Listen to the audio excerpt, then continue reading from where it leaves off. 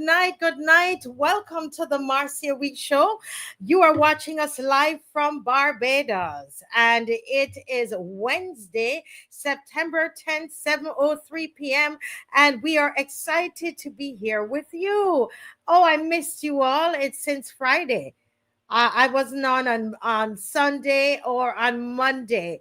But I tell you what, a wonderful show we had on Sunday and also on Monday, thanks to Dr. Ferdinand Nichols and the entire team. They did an amazing job. It's great to be with you again tonight.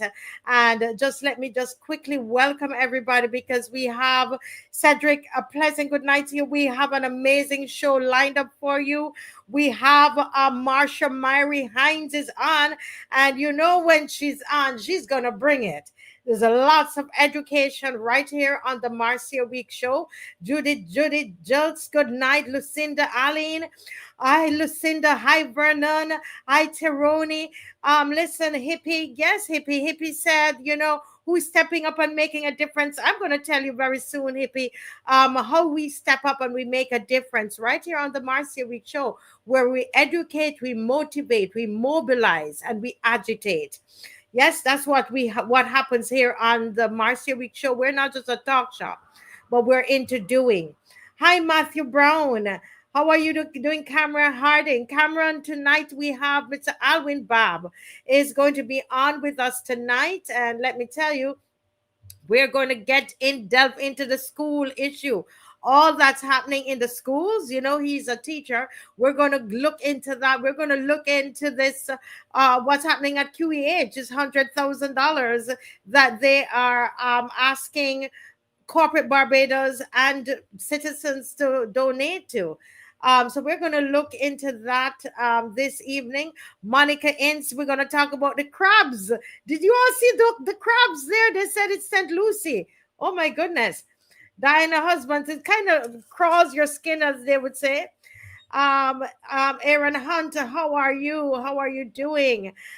Tonight, Marsha Hines, Myrie Hines, she's going to talk about Barbadian women, and she's talking about abuse and the law. So it's very interesting. I went through the PowerPoint, really very interesting. Lori Bob, how are you? Mavis Lashley, guys, are we sharing? Hi, Pam. I wonder if this is a Pam I know. Yes, Pam. All the promises are they're making promises. So tonight we're looking at the promises, Pam, that were made. Even in the family, in terms of the family court. We're going to touch on that in Dr. Marsha Myrie's session, and then we're going to look at some of the promises that were made concerning the health industry, the QEH. What are some of the promises that were made towards education, concerning education? We're going to look at all of them, Pauline Maynard, and see what is happening, because somehow they believe that we are going to just accept the fact that they came to us and we went into a contract with them, and now they've decided to break the contract, and we're going to just ignore it. Celia, good night. Hey, Kim Tae. Oh, Kim, Marsha will be on for the entire time, I hope. So don't worry, Kim. Don't worry. So even if you come on a little late, you will still catch her. I know Marsha got her whole fan team out here. Don't worry. Well, before we jump into the actual program for the night, I just want to say to you folks that you need to take a bow. The loyal opposition, listen, a couple things occurred since Friday. A couple things. One is that we had an amazing march. I had so much fun on that march. Anybody else had fun? We had fun. We had a good set of people there, and the people were strong. They were determined, and let me tell you something. We collected enough to cover the expenses for that day, and you know what? We still have a little bit left over for the next time. And I should be able to tell you that on Friday. I just don't have the information in front of me. But you did well in your donations, in your numbers. We look great in our t-shirts. Thank you for the person who donated the t-shirts. And you know what? We were focused in mind and in heart. We were one in spirit.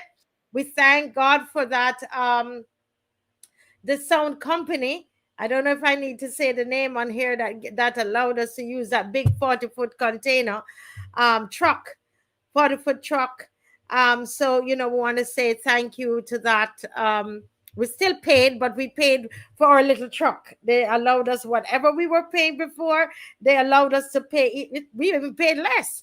So we are great, very, very, very, very, very grateful.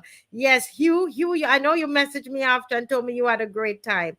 So take a bow for that. And that's what I love about us on the show. We're practical. We go out, we hit the pavement. We know what we're doing. We know what we're about. We stand up for this country. The other thing that we did, and we brought a smile to somebody's face, y'all. Do you remember we brought a voice note on here about a gentleman who lived in St. Phillip, but felt was suicidal because he didn't want to live, don't have any job, can't find anything to eat. He works 1 week, then he doesn't work the next week, and it's very, very tough, living in very, very tough conditions. And yesterday, I don't know if Dave has that clip at the moment he can put up. As my guests gets ready to come on in the next 15 minutes, our guests are going to join us. But I want to, next 5 minutes, 15, next 5 minutes, I want to let you hear this gentleman who is so, so, so, so happy for what you have done for him. All right, go right ahead, Dave. I just would have received some gifts, and I want to say thank you to Marcia Weeks. I want to say thank you to Don Marie Armstrong. I want to say thank you, most of all, thank you to God, because had not for God, this would not be possible. So everybody, I want to pray, but I'm trying to hold back my tears.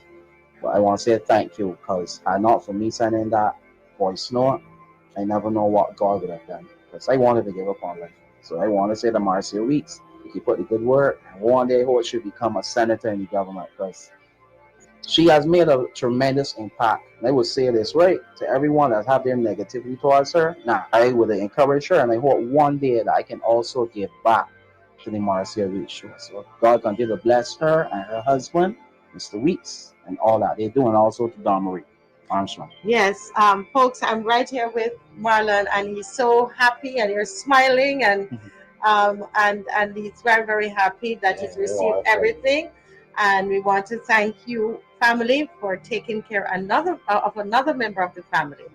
And thank you, Shakwani Hunt, for donating the weed whacker. They got Shakwani Hunt, man. Shakwani Hunt for have to big you up, so you know that we got to connect. We have to connect.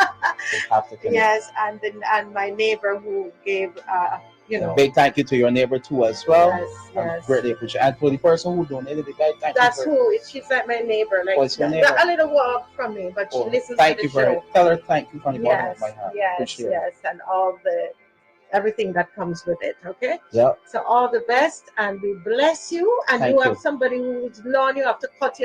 I know that. Yes. So I'm gonna do my best. And on the show, listen, everybody, you want your lawn cut? Come to Marlon. It's true. All right. Okay, all right. Then. Thank you. Good night, everyone, and blessings upon every one of you. Thank you. Oh my goodness. You see, I'm smiling from ear to ear. You should have seen him, how he was compared to when, that voice note, as he said that he wanted to give up on life. When we met him there, when we brought the stuff to him, we went out there on Friday, and we brought stuff to him on Friday, and he said he wanted to give up on life. We prayed with him, but we didn't just pray with him. We did something practical, people. And really, it's you guys. The funds that we use originally to do the other things, I can't say everything, came from you. came from you, and it was for the march. And we made a decision, if there's a young man that is going sounding like he's want to commit, he want to end it, well, we don't need to be trying to pay for a truck and pay for sound system, you know. And we said, even wherever we got to get it back, we have to get it back to put it back, but we were going to take care of him. And then we came on and spoke to you, and you responded. And so he got a bed to sleep on, and he got the bed was brand new bed, and he got a brand new weed whacker, right? And so what we're this is what we want to do is to this is what this is what I called the Bajan spirit, because I find that Barbadians are one of the kindest sets of people that in the region. And I'm not just saying that because I'm here. I've experienced that. When I came at first, everybody seemed a bit standoffish, but once I realized, I was on the street, I got into some challenges, and people came out and helped me. I was surprised. I realized that they might seem a little withdrawn, but it doesn't mean that they're not caring. And that's one of the reasons that my husband and I, we come on this show, because we do the show. We're not about to to let anybody come walk over Barbadians because they think that they're quiet. They're wonderful people, kind and caring people. And we left him there, loyal opposition. He was smiling. And before soon I got home, and didn't even change it long enough. He sent me a picture. He took everything out of the box and set it up, and he was excited. So it's a piece of equipment that, Marva, that he's accustomed to. We have people who are going to give him I don't know all the terms, but there's a cord that you use to cut. So somebody says that they're going to buy that for him. And then he has two persons to work with in terms of cutting their lawn. And I did charge him to do a good job. All right. Because I'm going to call those people to check on him if he's doing a good job or not. All right. So if you're listening, we tried to cut his name out of it, so we're not going to say what his name is. But if you're listening, you know what I told you. Make sure you go early and you cut the lawn. You're going to do your good job. Okay, make sure you do a good job. Now, just before, I did tell them 5 minutes, and I'm 1 minute over the 5 minutes, but I know they won't mind. We have about 4 CVs that I'm putting together. And these are people who are in desperate need of a job. When we started this show, we would never think that we would have to do something like this. I didn't think that this would be necessary. But I can't help, because I get the CVs and I don't know what to do with them. I try to send them to Maxine McLean, because she knows a lot of people. But I literally have about 4 or 5. I have a professional woman who can get a job. I mean, like, big professional woman who was a board member. I'll talk with Myri Hines about this when I'm finished, when we come off. Actually, just feel like I need to tell you about her. And she was a board member at a huge place here. I won't say where. Well, very educated, cannot find a job. Victimization, marginalization. She's telling me she's applying to a call center. Do you understand how demeaning that is? You have your degrees, you have all of these things, and you have to answer call at a call center. That is, oh my gosh. But anyway, I'm gonna work it in such a way that we can tell you what the skills are, instead of and not share the names on the show. And if you have or know anybody who might be able to employ them, or even invite them for an interview, let's be practical and see how we can help them. What do you all think about this idea? Let me hear some thoughts in the comment section. What do you all think about this? Because it's getting really tough out there. It's getting really tough out there. Another young man, he said, "Ma'am, I just want a job. I just want a job, and he has good qualifications. I don't hear anybody. No, you don't want me to do it on the show? Anybody? Any comments from anybody? No? Can you help me to be a job hunter to try to find jobs for people? No, no comments. Okay. So I'm not supposed to do it then? Okay, somebody say great idea. All right, Barbara, I will do it. Okay, wonderful. All right, so let's go right into our session, Barbadian Women, Abuse and the Law.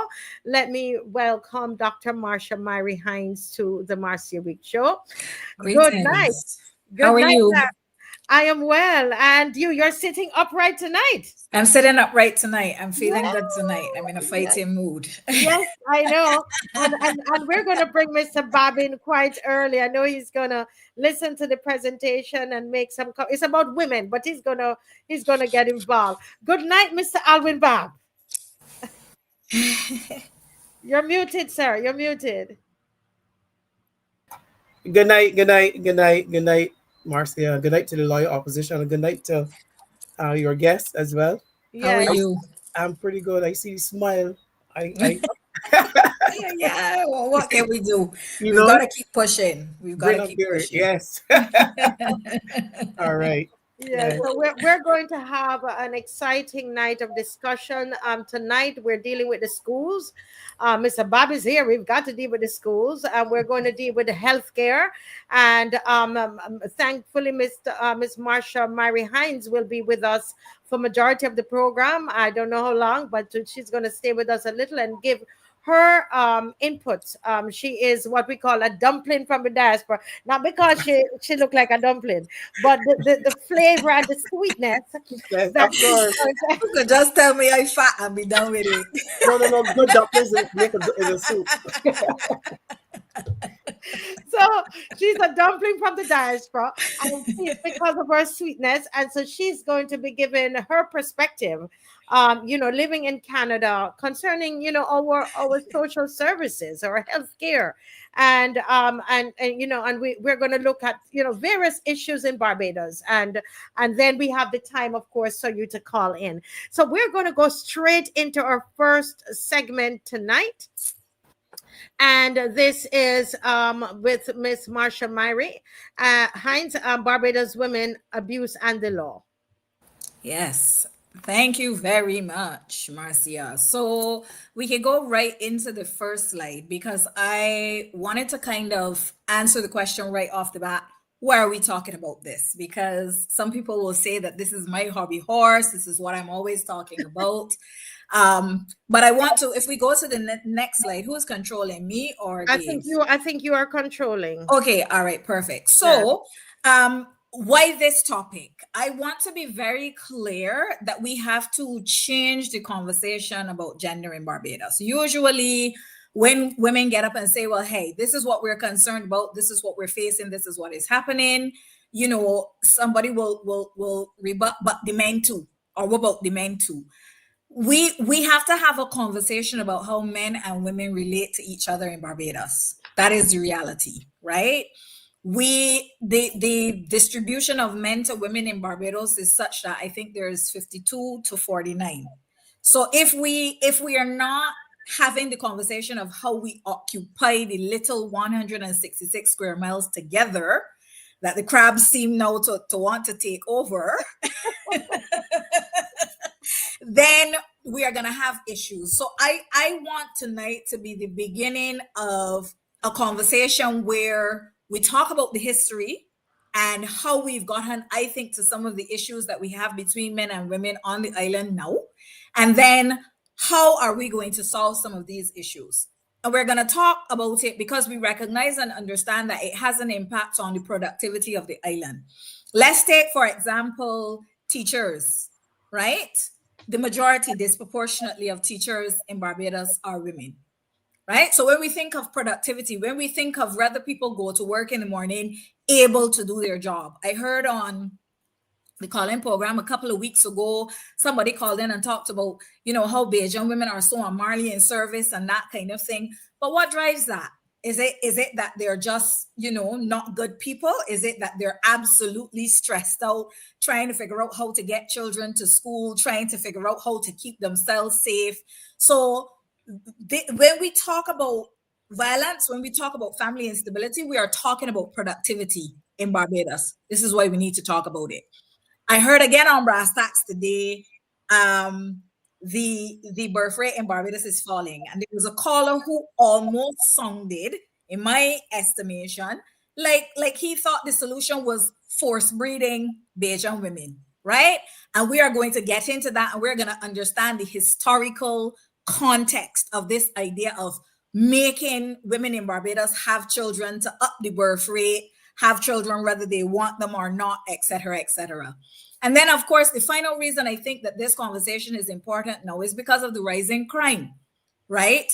When we think about what makes a criminal, if you grow up every day, you can't meet your needs. I saw in the comments when you were doing the little session just now about that young man and how you were able to transform his outlook on life. Somebody said he sounds like a whole different person.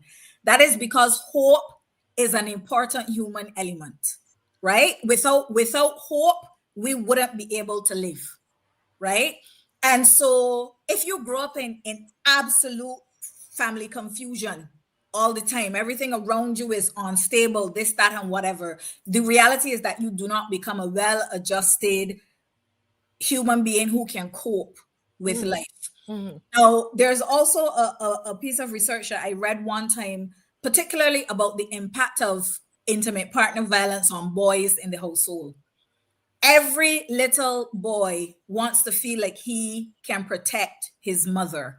That is actually the beginning of him understanding his maleness, his manhood, and what it feels like to be a protector, right? He's growing into this big young man. He's 15 or 16. He has his man body. But for some reason within his household, he still can't keep his mother safe. What does that do to a boy's psyche? What does it do to a man's psyche? How does it condition the young man who checks out of everything and then becomes the young man who can pick up a gun and spray people with it, or break into houses of 99-year-old women that sell papers? The point is there is a correlation. So when we talk about these issues, we are taking a wide lens, and we're asking ourselves, what do we have in Barbados right now? And how can we change what we have? And this is why we're having this conversation tonight. So, I always like to begin at the beginning. I like to begin at the beginning. We are nothing without our history in the Caribbean. Who we are, everything that we do in the Caribbean has been given to us from the rupture of 1492. The fact that we were enslaved, forcibly removed, and brought to this land, dehumanized, and forced to work in all kinds of atrocious conditions, the poverty that arises, the conflicts within our family, everything goes back to that. So I thought tonight that I would start with understanding what Barbados was and is historically, right?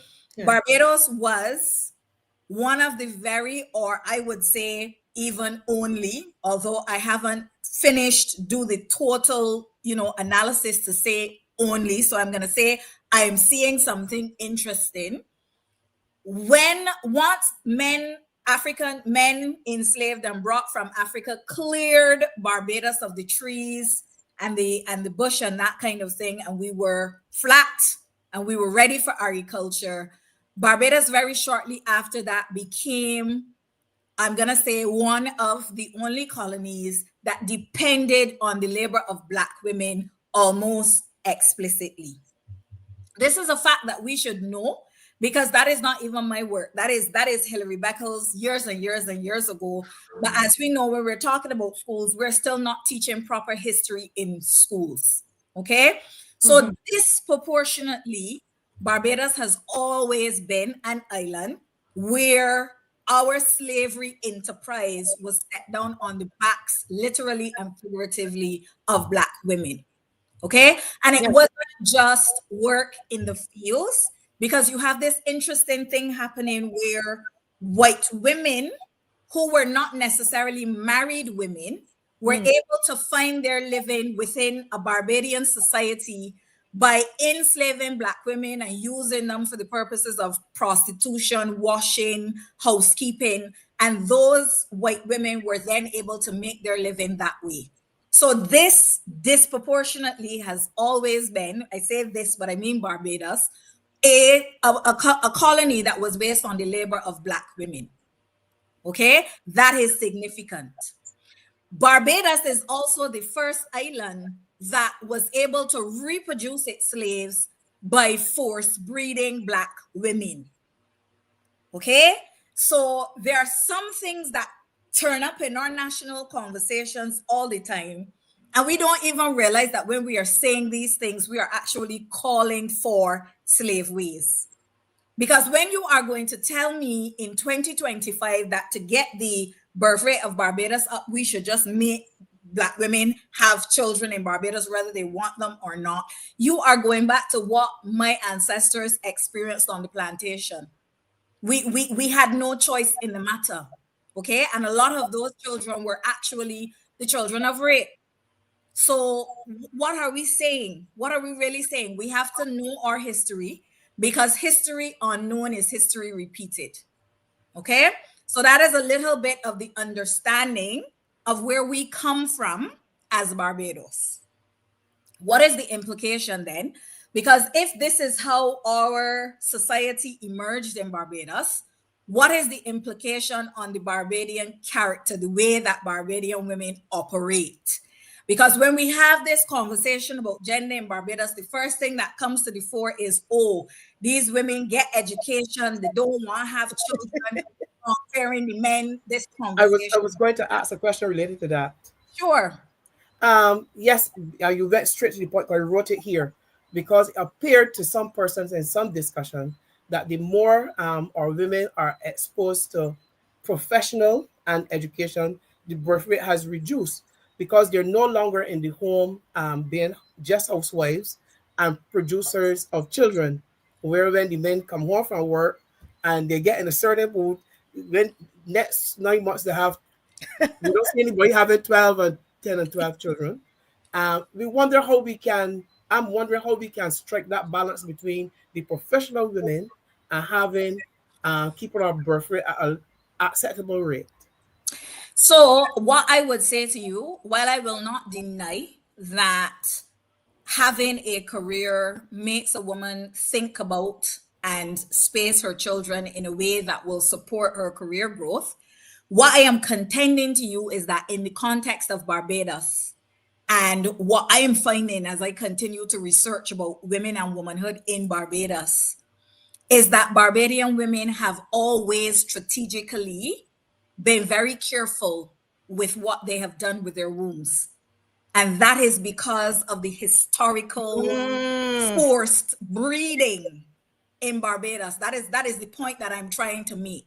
So while it was a feature of all of the Caribbean islands that women learned how to use herbs and they were resourceful in stopping pregnancy, because if you are living in a horrible situation, why do you want to bring children into that situation? Black women we were never foolish women, right? So what I am saying is that perhaps where our birth rate is now has a lot more to do. The question perhaps then isn't about how do we persuade professional women to have children, as much as how do we make Black Barbadian women feel safe in motherhood.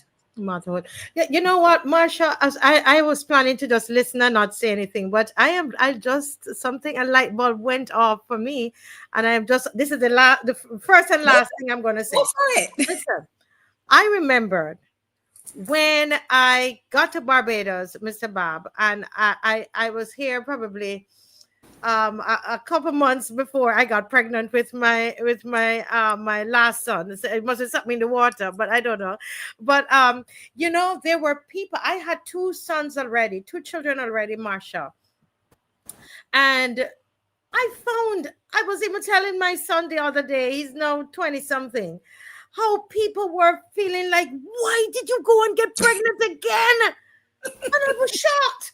Because I was living in New York, and people were having all these Spanish people having up children, Jewish people, all these people were freely having children. It was never an issue, and I literally was shocked. I was getting it with the people around me, people who don't even know me. Yep. How many you That- have already? I said I have 2 more. What are you doing with another one? So this is why I am saying to understand our history Yes. always is an important place to start, because Yes. if we don't understand the history, we might end up fixing the wrong problem, or as it is in Barbados now, not fixing anything at all, right? Barbadian women have always strategically managed their wombs so that they were able to build a life that they could manage, whether that was financial, whether it was not financial, but just, you know, making sure that they were able to have a life beyond hard work and managing children. Okay. So it doesn't, it professionalism in women, yes, perhaps has exacerbated that. But Barbadian women have always been very strategic about what they do with their wombs. So in terms of the character of Barbadian women, we have always been, I argue, the epitome of the strong Black woman, needing no one. Because the truth is, particularly in Barbadian society, there was no one to need, right? We were very clear that no man was coming to save the Barbadian woman. This is not something that happened now. If we think back about our grannies and our great grannies and our great great great grannies, you will stop and say, you know, that girl Marcia, she's get me sick, but she's taught the truth. Like, so many of us have come up with those strong Bajan Black women who just made it work. Okay, they just made it work. Women in Barbados also had jobs from very early, all the way back in slavery, that were in other societies characterized as male jobs. So there were female slave drivers in Barbados because, as I said, it was disproportionately a community set down on the work of the back of Black women. And there were also they did other things on the plantation that in other societies were the domain of men. Okay, so what I am arguing here is that trauma runs deep in both the Barbadian male and the Barbadian female psyche. And instead of setting it up as a war between the two, or men too, women too, we have to really start to unpick and unplait what our history gave us. And I'm not saying that we should just keep all of this, but I'm saying that if we want to change it, we have to be strategic. So it makes me question, where's our Bureau of Gender Affairs? What kind of research are they doing? What kind of programs are they stringing together to help with the birth rate being as low as it is, if it really is an issue, right? The other thing that I want to mention is that African women in the context of Barbados, slavery broadly, and Barbados, because that's what we're talking about today, the Black women in Barbados had to multi-partner to be able to choose relationships with Black men, because Massa in the society was all knowing, all seeing, everybody belonged to Massa. Okay, so when we think now of this thing about Black women being tricksters, Black women being trifling and that kind of thing, it has a historical context. She had Massa because that was the man that was given to her, and then she would hide and have her lover or her Black man that she chose for herself. All of these things are historical, but that means that, as we know, there were far more visiting relationships in Barbados than marriage. Okay, so I went through the implications for women. What are the implications for Barbadian men? Because I feel as though, in the same way that a very particular and peculiar womanhood has emerged in Barbados, so too a manhood. Okay, if you live in an island and in a community where the women are ultra strong, they don't need you, the world does not revolve around you, then it is almost as if the experience that Barbadian men have had has never really mirrored any experience of manhood that they learn anywhere or that they hear about anywhere. They have never really been the head of the home. This is why sometimes when we talk about all these women that get education and the way and the left the men, I'm like, what are you talking about? We grew up in societies and homes in Barbados where there wasn't no man anywhere around unless he was a child of the matriarch of the family or a brother or something, but definitely not this one man, one woman nuclear family that we see being discussed everywhere, right? So the Barbadian man has had to fight for a place between the white men and, like I said, the black women who really didn't feel and see a usefulness. I'm not talking about now, I'm talking about historically, right? The relationship between Barbadian black men and his mother. I think that there's so much that we have to say and talk about and think about the relationship between a Barbadian black woman and her boy child. We use our boy children as emotional support to fill that void of the man that is missing as an intimate partner. And there's a type of child abuse called quasi-spousal abuse. And I think that there are a lot of boys in Barbados who actually experience that. It basically is where the mother, I'm going to say mother in this context because, it just makes it easier for explanation. You don't have a man in your life, so you basically turn your boy child into your man. And you overexpose that boy child to this emotional load of being your crazy spouse before he is ready for it. And it results in an emotional shutdown, the literature will tell you, of that boy child.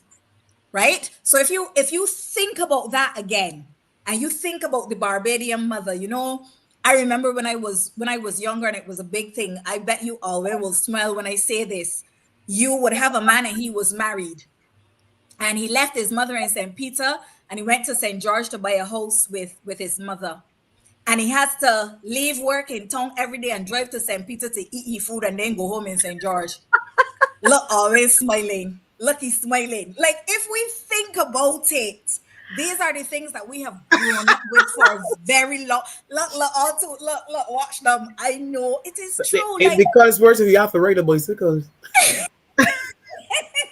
So when you think about it, he is still providing that quasi-spousal role for his mother and still at the same time trying to provide it for a wife, and it causes disruptions in the family. But that is as Bajan as cuckoo and flying fish, right? And then the traditional, so where we are now, and somebody needs to say it, and we need to start to help Barbadian men to move into something different.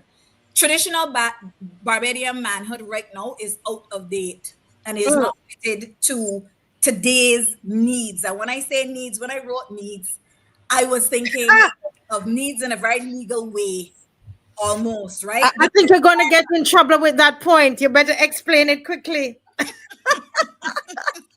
I am not peeping through nobody's bedroom window. That is not my intention with that comment. Okay. What I am talking about is the fact that everywhere in the world, masculinity has become less about providing physically and about providing emotionally. It has become about providing emotionally. And if you have a boy child who, because of these various types of adverse childhood experiences, whether it is, seeing your mother crying at 5 years old and feeling helpless because you can't help her, whether it is sitting down there and listening to all the laments about men and we say all the time, people talk about you're just like your father.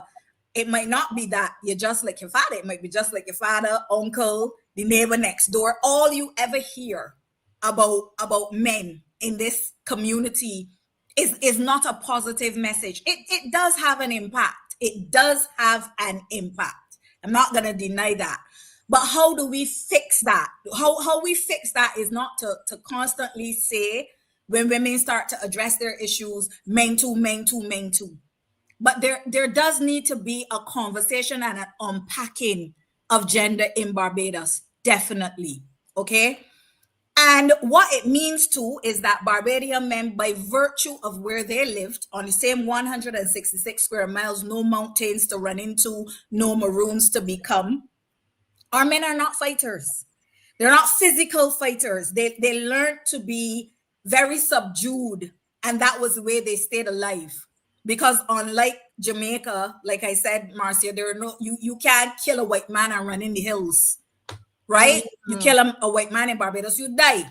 So you have this masculinity that kind of subdues itself, right? You know, Marsha, And- if I can, I see Mr. Bob, because this is very deep tonight, and I don't know. deep. I want to hear the men. I would love to hear Mr. Bob. What? I'm trying now to. I'm not putting things together. I'm wondering why, and sometimes wonder why men are sitting back and not disrespecting the women on the show and allowing the women to step forward into leadership position.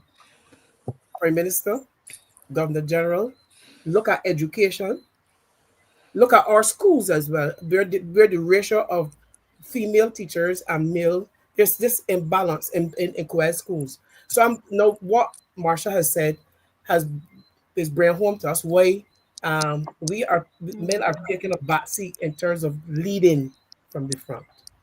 I would argue it's not that they have taken it as if it happened 10 years ago or 20 years ago. The point that I'm making to you is Barbados has always been that way. Barbados has always had disproportionately strong female involvement.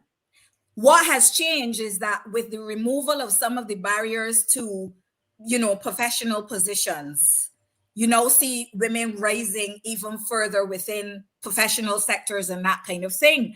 But if you think of our old-time society, right? If you think of the jobs that people were able to do to pull themselves out of poverty, reading the road, putting in sauce and other delicacies, we have always had a jostling for those jobs between Barbadian men and women. It's not like Barbadian women ever were only in the household, away from work and away from making money. We were always in that realm. And I feel as though when we talk about where we are as a society now, we can change it if we want, but let's not make ourselves feel that this is something that has been given to us by the outside world, right? Like that is our colonial relic, to put it that way. But I just want to say, in finishing off the point about Barbadian men, when we think about our epidemic of violence, then when we compare it to Jamaica and Guyana, and Trinidad and Tobago, they will always tell you, oh, well, we don't have a problem with domestic violence in Barbados. And the reason is, again, because there is a different type of manhood in operation in those spaces. When a man's ego feels threatened or whatever, he killing everything, the dog, the neighbor, the children, the woman, everything goes. Barbadian men are, I would argue, I have seen this over the years, they're not killers, they're not fighters. But where our epidemic of abuse happens is in the realm of emotional abuse and financial abuse. When you talk about abuse in Barbados, and this, again, if you want to fix something, you have to understand it, right? You will have a man who will disinherit his sister. The sister took care of the mother. The mother left the little house for the sister. The brother come and said, not over my dead body. I'm moving in here. And then that woman cannot get the house back from the brother. In order to see the domestic violence and the family instability that happens in Barbados, you have to know what you are looking for. And it is not death. Okay? Yes, we have some of them that rise to people losing their lives and that kind of thing. But the emotional and financial abuse are where our men exact their, what do you say, when their egos are hurt. Those are two of the areas that they will act out in more than the physical realm. I just want to say very quick, because I have been accused over the years of being a feminist. I am not a feminist. Feminist is for white women. It upholds white supremacy. I believe that Black is beautiful, that Black is the end all and be all of the earth. Everybody knows me, knows that, right? Feminism is for white women, by white women. Okay, it does not take into account the historical complexities that I just talked about. It doesn't take into account Black womanhood. So my thing is womanism. And there is a space in womanism for Black men. Okay, there are a lot of us, regardless of how strong we are, how whatever, we have always wanted to bring our men along. Contrary to popular belief, our men are our brothers, or children, or lovers. Black women and Black men have always tried to fight side by side largely. And anything that anybody says that is different is how the white people control us, because a house divided against itself cannot stand. And that is a part of the reason why I am so keen to reposition the conversation about gender in Barbados. Because right now, we are an island with deep concerns that are affecting our children, because family instability affects the children disproportionately, right? And then instead of fixing it, we keep shouting across the way at each other, or men too, or the women too strong. No. Instead of thinking about understanding our history and fixing it to be what we really want it to be. Now, we know that in terms of the slave society was created by the law. We did not exist as human beings.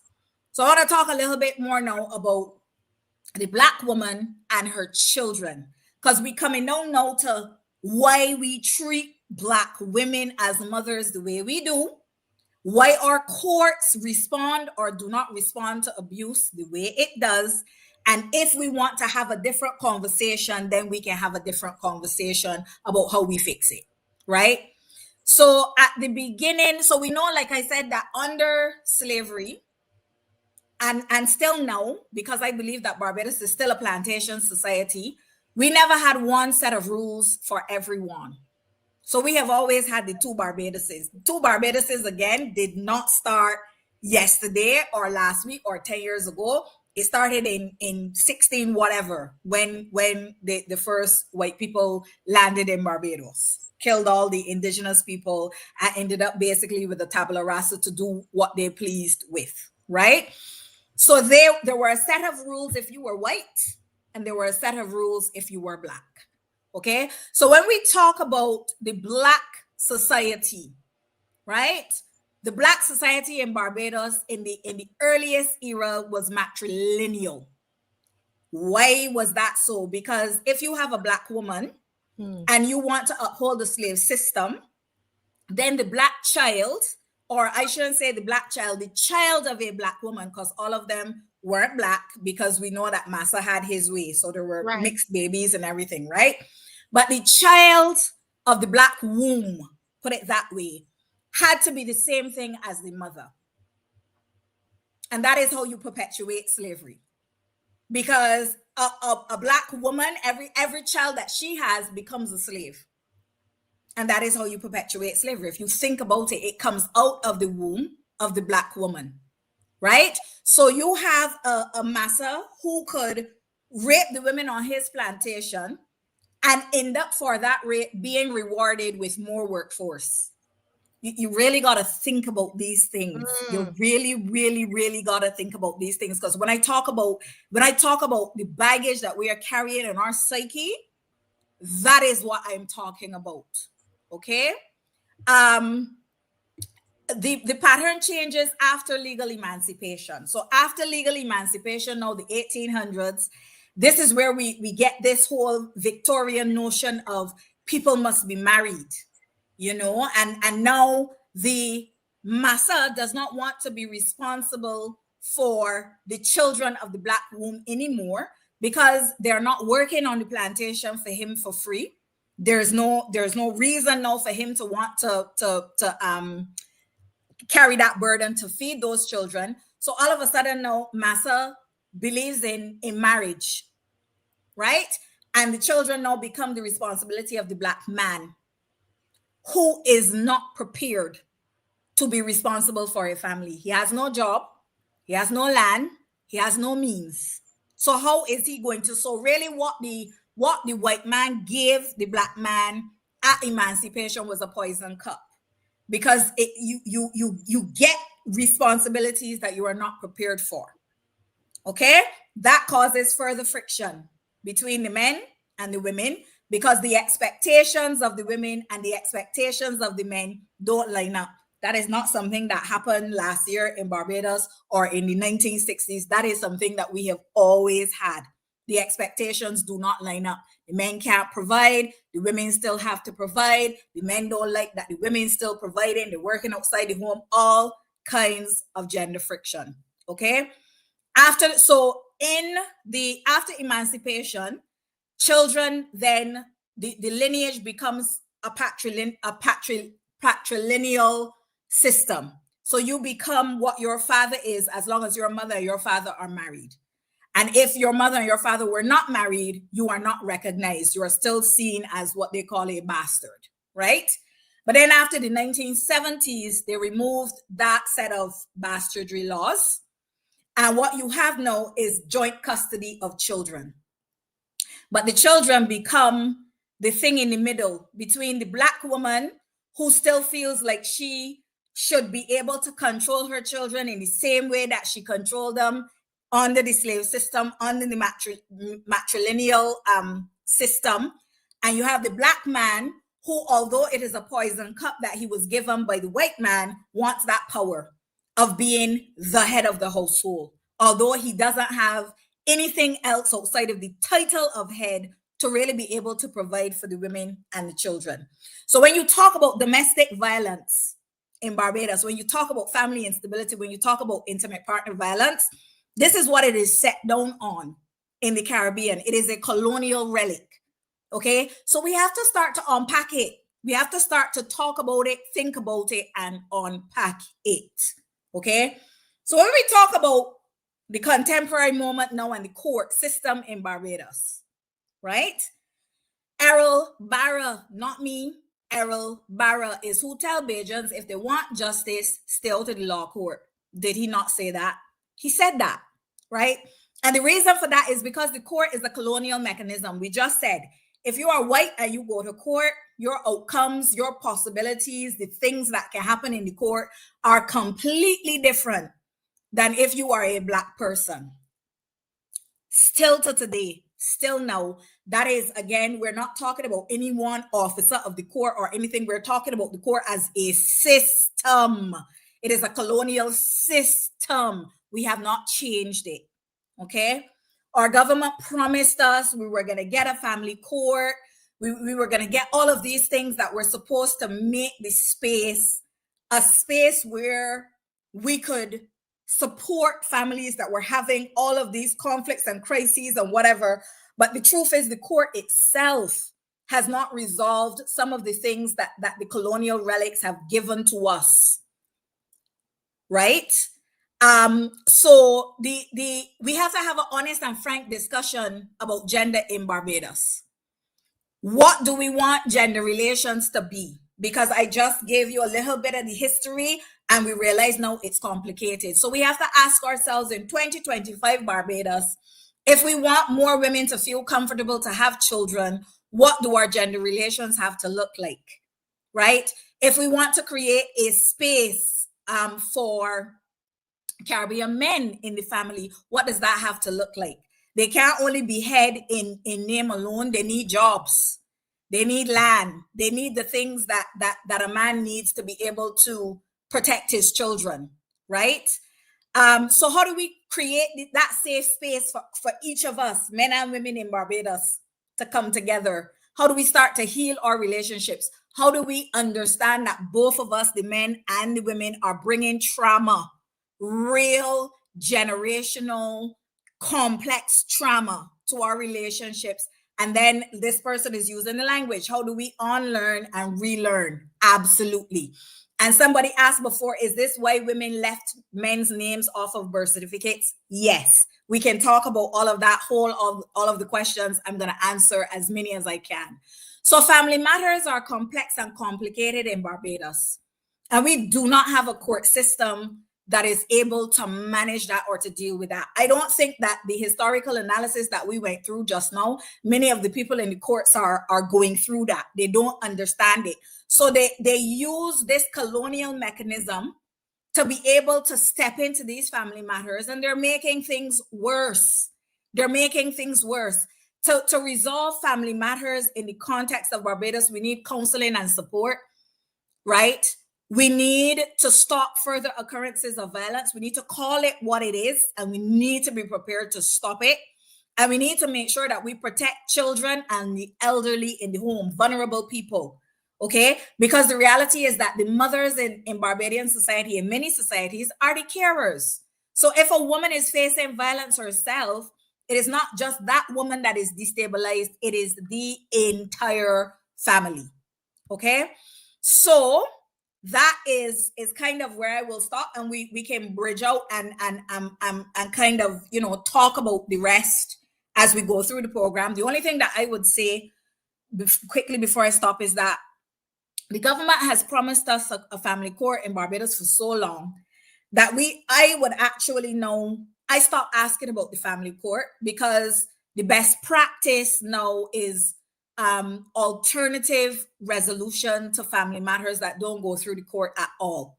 So we recognize the harms and the unsafeties of the colonial court, and we're actually setting up now community mechanisms to be able to help deal with and manage family conflict. And we can talk about that, like I said, as we continue through the show. I know it was a little long, but Marcia, we need to unpack the history. There's so much in the history.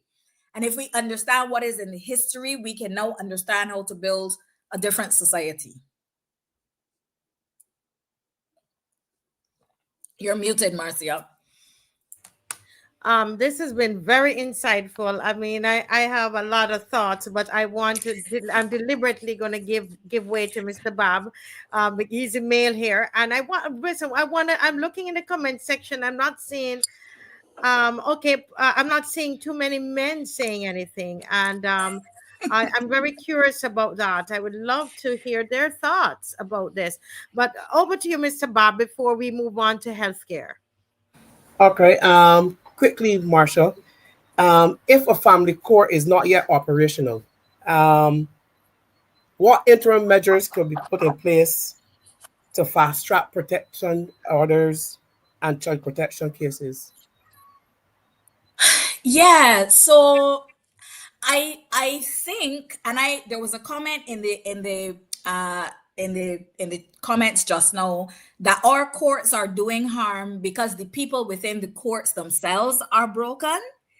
I feel as though we have to really stop this ball hitting thing, women too, men too, women too, men too, and realize that the level of family instability in our families in Barbados is at a crisis proportion. And a lot of women in Barbados are not minded to have children right now because of, you're talking about protection orders. But even before we get to the protection orders, let's talk about what Barbadian women have to go through to get maintenance for their children. And that is a perennial problem, right? And I'm not talking now, that is not man bashing. The only bashing that I'm doing here is system bashing, right? Because we have not been able to set up a mechanism in the court yet that works effectively so that children can exercise their right to maintenance. It is not, access and maintenance are not rights of mothers and fathers, they're rights of children, right? So that's why women don't have children in Barbados. It's too much stress, to be honest, right? But in terms of the protection orders and the child cases, there are children in Barbados who are being ruined. And I use that word unapologetically. They're being ruined as they wait for cases to move through the court, right? So I spoke, and I will continue to speak, a couple of weeks ago about a child whose mother ran from violence at 2. And that child was left with the perpetrator of the violence. The child is now 7. that child is still waiting for a ruling from the court, for the court to figure out that she should have never been left with the perpetrator at all. And by the time we get back into that situation, and we give that child back to its mother, you know what's going to happen? That child is already going to be exhibiting all the signs of dysfunctional behavior. She's already going to be one of those children who has, all the things that the psychologists will call the names of, the oppositional personality disorders and all of this. So she is a child that we have created because of our inaction in court, our inability to protect our children. I heard Kurt Humphrey talking about it on the news the other day. They want to fast track child cases through the court. They can't. Not with the mechanism that we have now. It is hotter. So the short answer to your question is we are not handling protection orders and child's related matters through the court effectively. You have little girls who are being raped at 6 and 7, and by the time their cases come up, they're 23 and 24. Those things are still there. Those things happen in Barbados on a daily basis. And when you talk about people's inability then to feel like they can cope with their lives, if you were raped at 6 or 7 years old and you're still waiting at 24 or 25 for your case to be heard, do you think that you're going to be okay? That's why when I talk about this is a crisis of productivity, do you think that person is going to be nice at their job? They're going to be, hi, good morning. How are you? How can I help? Those two things don't go together like that. So we have a whole crisis on our hands. And this is the real crisis that is driving the crime and the dysfunction in Barbados and people falling off the society and the suicides and it all starts here. Yeah. Someone is asking where we can, any references that you can probably put, if you put it in our private chat, Marsha, where people can read more and research more about these historical facts. Yeah. I think that this, for me, I tell you, it's answering a lot of questions. Remember, I have 3 sons. And so it's answering a lot of questions and filling in a lot of gaps. I am not Barbadian, and I'm in and it's I'm learning. Honestly, I did learn a lot. I have to say that as a female, I learned a lot, and it's I'm hoping that other women who are listening will cause us to understand our men a bit better. I'm hoping so. Mr. Bob, that we would and not see ourselves moving so fast ahead, and the men won't come, and the men, but to understand the boys are doing well in school and the girls moving ahead, and they ain't got no male figures in school. There are too many female principals in Barbados, and they're forgetting the men. I don't understand. Right. But no, this historic, no, I'm serious. I'm not, I'm sure there are various theories out there, but what Marsha presented tonight for me as a female is answering a lot of questions. I'm being honest, and I don't know if other people, and I think that's why the question is there about wanting to research some more on it. Yeah. Because I think that I want to be able to share this with my sons. Yes. It's this very serious. Important. It's this serious, all I could tell my boys, is that when they were in school, I tell them, listen, do not let them girls beat you in math and English, because that's what I'm being honest. That's what I told them. I said, you coming first in the class, right? So raising a healthy boy child in Barbados is a tall order. That is something that I can admit. If I call to talk about a crisis that a woman is having, and you ask me that question as the corollary to what I'm talking about, I won't talk about it in that context, because that is not what I call to talk about. But raising a boy child in Barbados is a healthy, well-adjusted, happy boy child is a tall order. And what it takes for us as those strong Black mothers who are raising those boy children is to take special care with them. Yeah. Right? because I talked about Bajan men and how they're not fighters and that kind of thing. But let me tell you, the Bajan women learned very early on, and I think there's a certain element of this that is a Caribbean characteristic, but there's an edge that Barbadian women have. You see, a Bajan woman tongue, a Bajan woman will take you apart with her tongue. She don't touch you. She don't fight with you. Watch Mr. BABB. Look, Mr. BABB know what he talking about. Because I know that I Mr. tell you, BABB. I tell you, boy, and Right? they lay a finger on you. All women step outside the house, petticoat above the breast and the star. Who in the path? Lick up. Like, it ain't a fighting, it ain't a nothing. I know my grandmother would be in she house and she humming, and she had this song that she used to sing. It They ain't can me, start to sing Beware. These are things that we grew up with. What's the name of the song she was singing? I don't know the name, but it was like this little song that she made up. It ain't me, it is you, you're confused. So if my grandfather came home and he started to talk about anything or whatever, my grandmother would just start to sing. She ain't saying a word, you know, and she can sing this song for a good 2 hours. And she used to say, and I wake up this morning and I say my Lord's Prayer. It ain't me, it is you, you're confused. But when we think about it now, that is emotional warfare. That is emotional warfare. So to raise a healthy, well-adjusted Barbadian man, given our historical context and understanding ourselves as women, you have to do a little bit to protect them. You have to do a little bit to bring out that softer side. And all of these are conversations that we should be having. But don't ask me that if I call to talk about a woman that get beat in the road yesterday, because that's not what I'm talking about. But this is what our Bureau of Gender Affairs should be doing and needs to be doing.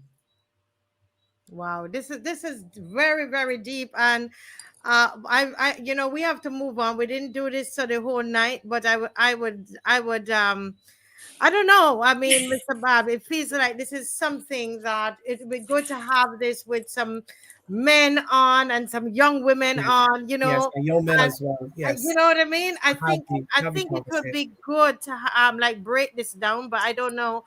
I'm just thinking that it shouldn't just go like this. You know, we have to go to another topic. But Marcia, this is very, very, very good. Insightful, yes. Very insightful and thought-provoking. Thought-provoking and make me want to go and research. And I know Dave and I'm going to have some conversations with him, because we would like to read more about it. We have 3 boy children, and I think it would be good. And I'm going to talk with my youngest one who is at home, about some of this. I hear his thoughts about it. But Marcia, do you have some questions for the minister? Yes. Don't leave skip those. They need to know what we're thinking. Yes, they need to know. Yes, thank you for reminding me, Mr. BABB. And I'm going to ask you to read them. And the reason we're doing this, guys, is we are talking tonight about promises. Okay, can this government be trusted? One of the things that they promised us, and Marcia, mentioned it tonight. It's a family court, and it's not that it's going to solve everything, but it's a step in the right direction. That we can help to remedy some of the issues within the family. So, Mr. BABB, can you go ahead and ask some of these questions because they watch the show. So go ahead, Mr. BABB. So the first bullet point. Please provide the current status of the family court initiative. And in brackets, we have consultant reports, feasibility studies, project plan. Bullet point number 2. Is there a published timeline and budget for establishing an operational family court? If yes, provide dates and line item amounts. No, I see Marcia's laughing, but hold a minute. This is the reason I came up with these questions today because I sat down for hours going through the BLP manifesto, and this was in the manifesto. A big deal. A big deal. And I am laughing because I have a stack of those consultant reports, feasibility studies, project plans. We have spent a pretty penny on establishing a family court in Barbados. This is something that we've been trying to do since 1998. So that will tell you. And every time a new government comes in, we scrap all the plans from the government before, and we start from scratch as if the idea is this government's idea, right? But I have been to all kinds of sessions at UN House, at Savannah Hotel. There was a new hotel there in Britain's Hill. You go up from the police station, and then there was somebody bought that property and made it into a hotel. There was a big splash. That was the last one that I went to there, under Marston Gibson's as Chief Justice. And we brought a consultant, the master of the family court in Trinidad. And we had a whole session about the family court and how they collect maintenance and how they've streamlined the system in Trinidad. Nothing. I think the problem with the family court in Barbados is the colonial relics. They don't understand why it isn't working because they don't understand themselves how colonial the court is and all that I just went through. The punishment for women in Barbados, you go before the court and they want take away your child. Take away your child. That is a colonial relic. That was one of the ultimate ways to punish a Black woman on the plantation. You took her child and you sold it. And we have court mechanisms in Barbados to today that the first thing that they want to do is threaten a mother with removal of the child.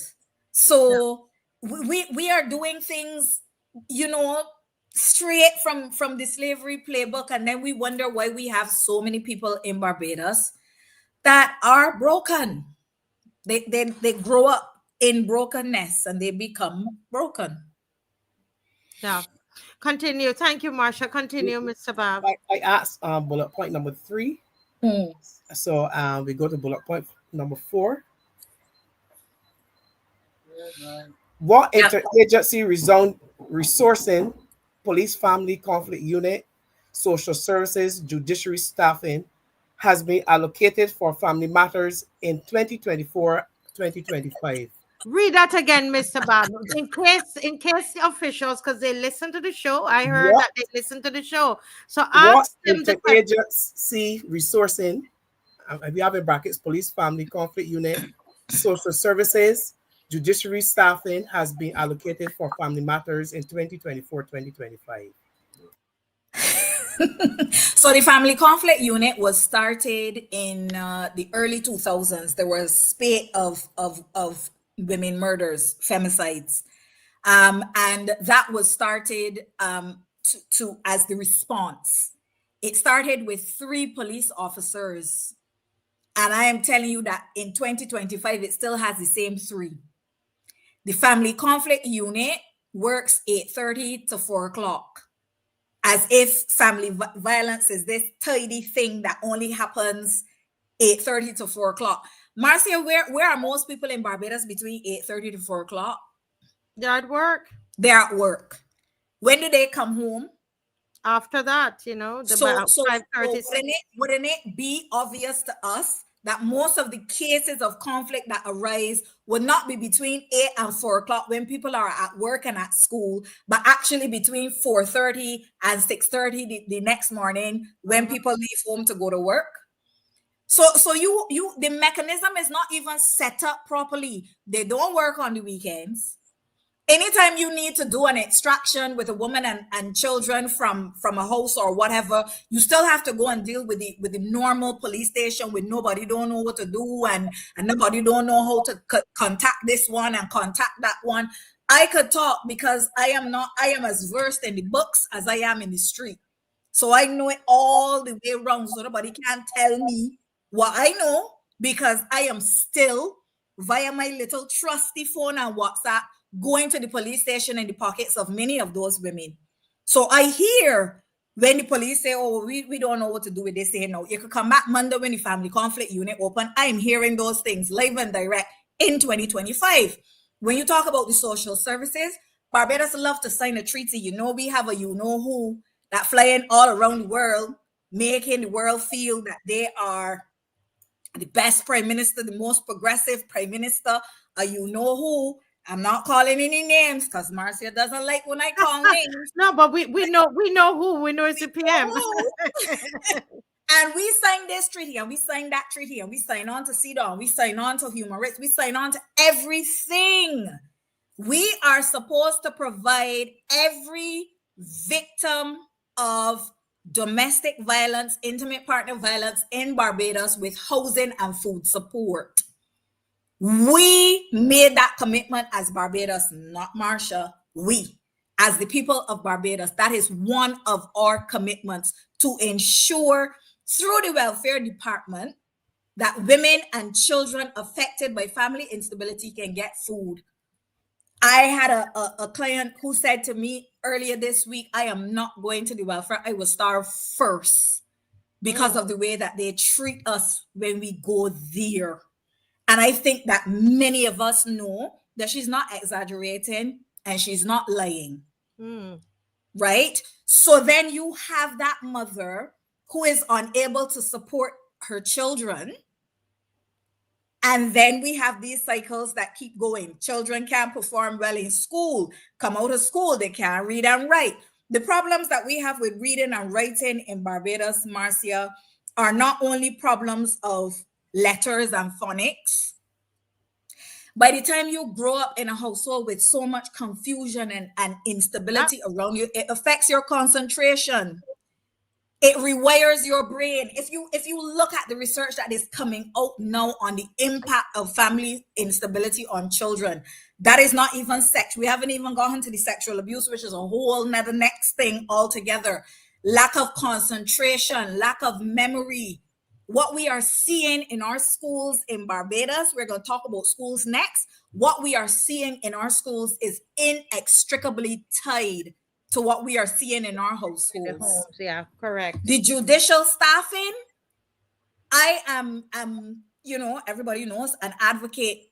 They don't even want to work with me in the court. They don't even want to allow me into the court because they know, I know the law tall. I call Cap 130A my Bible. So when I am supporting a client, my client knows how to talk back to the court. My client knows what to ask for. My client knows, you know, when things are going right versus when they're not going right. They know the language and that kind of thing. So they don't want to let me in the court because the court is still a colonial mechanism. They're supposed to be able to unfair Black people in day. So when you talk about the judicial staffing, we still see staff in the judiciary in Barbados as the magistrate and the body that does take the notes and the police that does bring in the accusations against the person. We have not moved to judicial staffing beyond that can really support the family social workers and advocates and a whole slew of other people who don't only deal with the court the particular day of the incident, but helps that family to be able to regulate over time. Because somebody doesn't go from abusive tonight to all good because they went court tomorrow. Come on, Marcia, right? But there's no staffing. All of this that you're talking about, I would love to see what the allotment is. It doesn't exist. Right. It does not exist. So when we talk about people falling through the cracks in Barbados and all the gunmen and stuff, what else are they supposed to do? What else are they? What we are creating them? We are breeding the dysfunction in Barbados. Interesting, real interesting. This family court is very important. Continue, continue. And finally, how will the government measure and publish progress for family court? Yeah, and important, guys. I would say if Dave could do it in a way that you could take a screenshot of this and you know what, send it to your MP. Send it to your MP. Ask them. You some of you went and you voted for the BLP, didn't you? And this was in the manifesto, the 2022 manifesto. We've been going through it. All what we're going to discuss tonight, all that you heard, Marcia, was leading up to this. We're looking at what's in the campaign, what's a campaign promise. what's in that manifesto, Mr. Bob?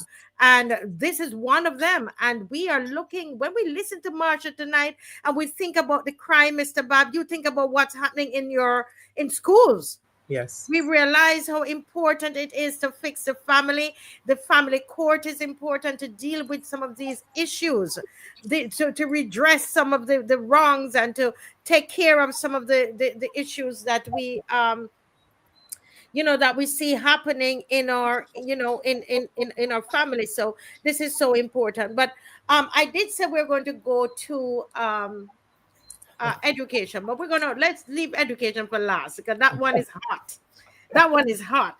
We are going to, if Dave could put on the screen for me, there was I think many of you would have seen it, where yesterday we saw in our newspaper where the QEH was in partnership with a private entity to try to raise $100,000 in order to purchase 2 life-saving pieces of equipment.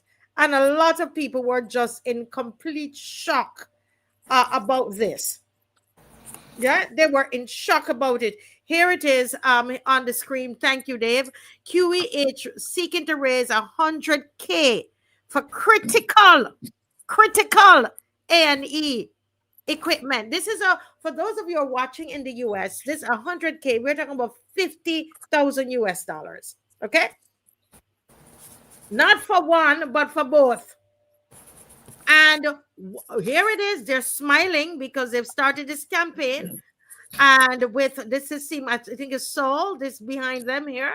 And and so this is what, Dave, if we could go up a little and we could read if there's an article there that we could actually read. Mr. Bob, you could read. You want to read first? Can you see it? You're muted. Okay, it's just said the Queen Elizabeth Hospital is aiming to raise 100,000 to purchase 2 urgently needed. Yeah, we can't see the rest of it, Dave. It's yeah. Yeah, you have to make it a little smaller, right? Ooh. Yes. Needed blood gas machines with help from Sol Barbados Limited through its new Fuel Up and Give to the QH campaign. And a portion of proceeds from Sol Extend fuel sales at 23 stations will go towards the upgraded diagnostic units, which senior doctors say are critical to treating trauma, sepsis, and respiratory failure. The current machine used non-stop in accident emergency is failing under pressure. It is our lifeblood, so to speak, said the A&E head, Dr. Anne Cruikshank. Right, we could stop there. It's her lifeblood. This is a critical piece of equipment. Before we jump in, let me give a little overview of what was in the BLP manifesto and what they would have said even after the manifesto in the last budget. So according to the BLP manifesto, guests and viewers, the BLP pledged to deliver quality healthcare and improvement in social services as part of its platform. So as I'm talking, as we're laying it out tonight, I want you, some of you voted for the BLP, I want you to think about it. Have they delivered quality healthcare and improvements in social services?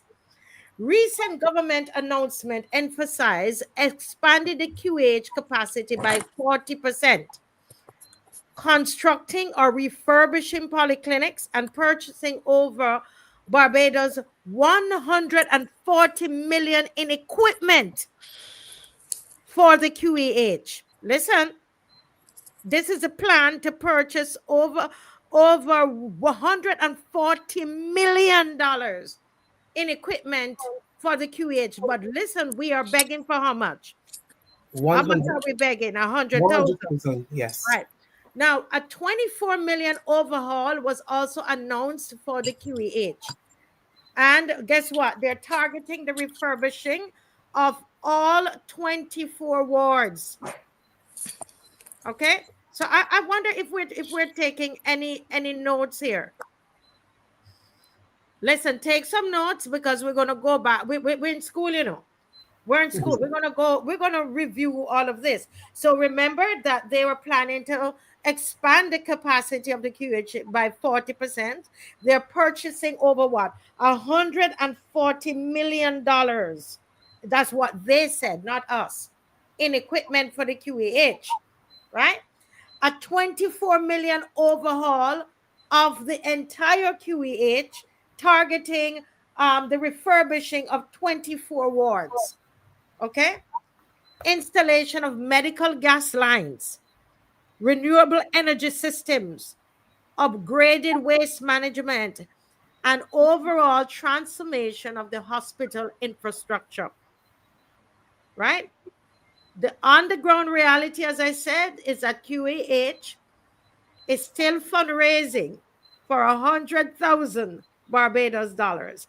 We don't know what has happened to the allocated healthcare funds, the 140 million that was allocated for equipment purchases, plus the 24 million overhaul. What has happened to that?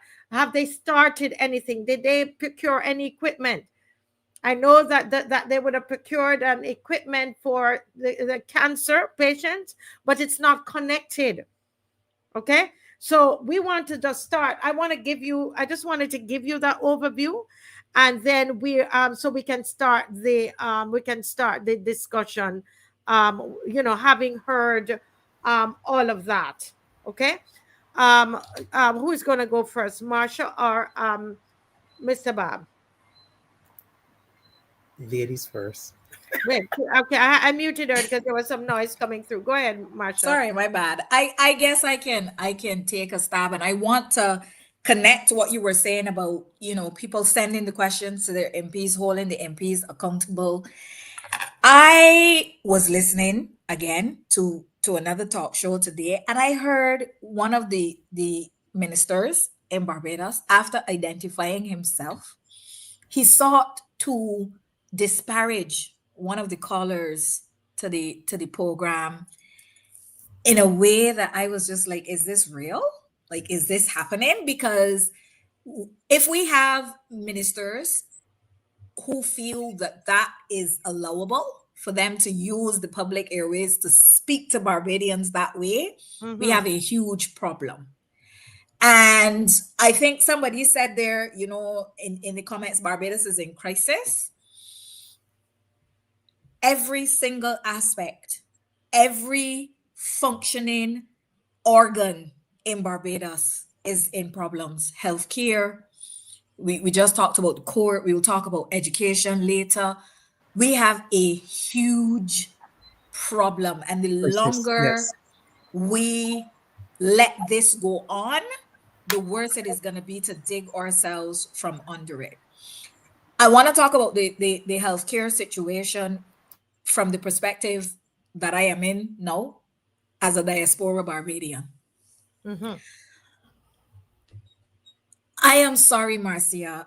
I will use all of the mechanisms that I have to help anybody that I can help in Barbados come to Canada to secure health services, whatever. I think many of us in the diaspora already do that, but I am not sending a red cent of mine back to Barbados in any donation campaign for any hospital, any school, any nothing. We have been having this conversation about how to utilize the Barbadian diaspora for such a long time. And somehow the conversation always ends up being railroaded by politics. And when I'm not talking about politics with a small p now, because as you say on the show, many things in life are political, right? I am talking about politics with the big P, the capital P, this corruption, the unabated corruption that we have within the governmental system in Barbados, right? The system, regardless of who is the government in power. And this issue of the hospital and how we fund the hospital and donations, I remember one of the manifesto pledges of the Democratic Labour Party was supposed to be to create a mechanism where individuals could put into a fund and get tax rebates for the funds that they were donating to the hospital. Right now we see these ask here for 100K for the hospital. I remember I think it was Rihanna donating some stuff to the hospital. I think she had adopted the hospital after her grandmother was there. The point that I am making is the mechanism that is needed to make sure that these donations are managed in a transparent way and that they actually go towards what we intend them to go in the hospital, in the schools, in the wherever we send them is missing. And it leaves the funds to be a political football, like all the rest of the government pot in Barbados right now. We have a bigger problem at the Queen Elizabeth Hospital than $100,000 problem, right? We have a plant that is old. We are trying to tinker with it and fix this part. And as soon as we fix this part, this other part breaks down. We need a overall healthcare plan in Barbados in much the same way that we need, like we said, an overall gender plan. These things are not things that we can fix overnight. And I am not convinced that 100,000 there or 50,000 there is fixing it. So if there are Bajans in the diaspora, because on this side, even when we create a civil society organization, whatever, the mechanisms are rigid. That same 100,000, we can use it on this side to connect people with help and care, whatever. But I am not sending my money back to I think one Calypsonian once talked about a hairy bank. You put your money in the hairy bank and it just disappears. I feel as though we must have some kind of hairy bank around the hospital, because as much money as we are putting in it, things are not working. Like it just, I'm not convinced. Yeah. Not my money. Yeah, let me hear. Thank you, Marcia. And it's good to hear the diaspora, their perspective. I want to know if there's anybody in the diaspora who feels the same way, because when I lived in the diaspora, this is one of the areas you'd hear all the time. They need equipment for the hospital and all of that. That's always be the draw on your heartstring. And so then you want to give. So is there anybody else in the diaspora who feels the same way as Marcia? You can go ahead and make your comment in the comment section. But Mr. Bob, let's hear from you, sir. But when I saw this article, I almost thought that the QEH was now out there with sponsor worksheets. We're laughing, but it's not funny. I cannot believe. How much we just spent for Carifesta? How much you what? How much did we spend for Carifesta? Listen, we're gonna get to that. You hold that. I'm going to tell you how much did they put into crop over, because what you're telling me, you're encouraging fete and festival, but your people's health is not your concern. It just doesn't make sense. Like it speaks of your priorities are mixed up, and you're seeing very disorganized in terms of governance. Yeah, and you have a competition. You have a competition out there. I saw a meme on social media which says, "You mean 100K and what the men in the Prime Minister's Cup playing for? That better get 11 players." Repeat that again. Repeat that, please. You mean 100K as in what the men in the Prime Minister's Cup play for? Like, QH better get 11 players. So you're saying that the person is saying that the Prime Minister's Cup, the guys who are playing football right now are playing for 100K. Yes. Wow. And we have the QH the health of a nation, if they need some reminder, produces a productive workforce, lower healthcare costs, higher life expectancy. They have forgotten that that is what promoting a good healthcare system means.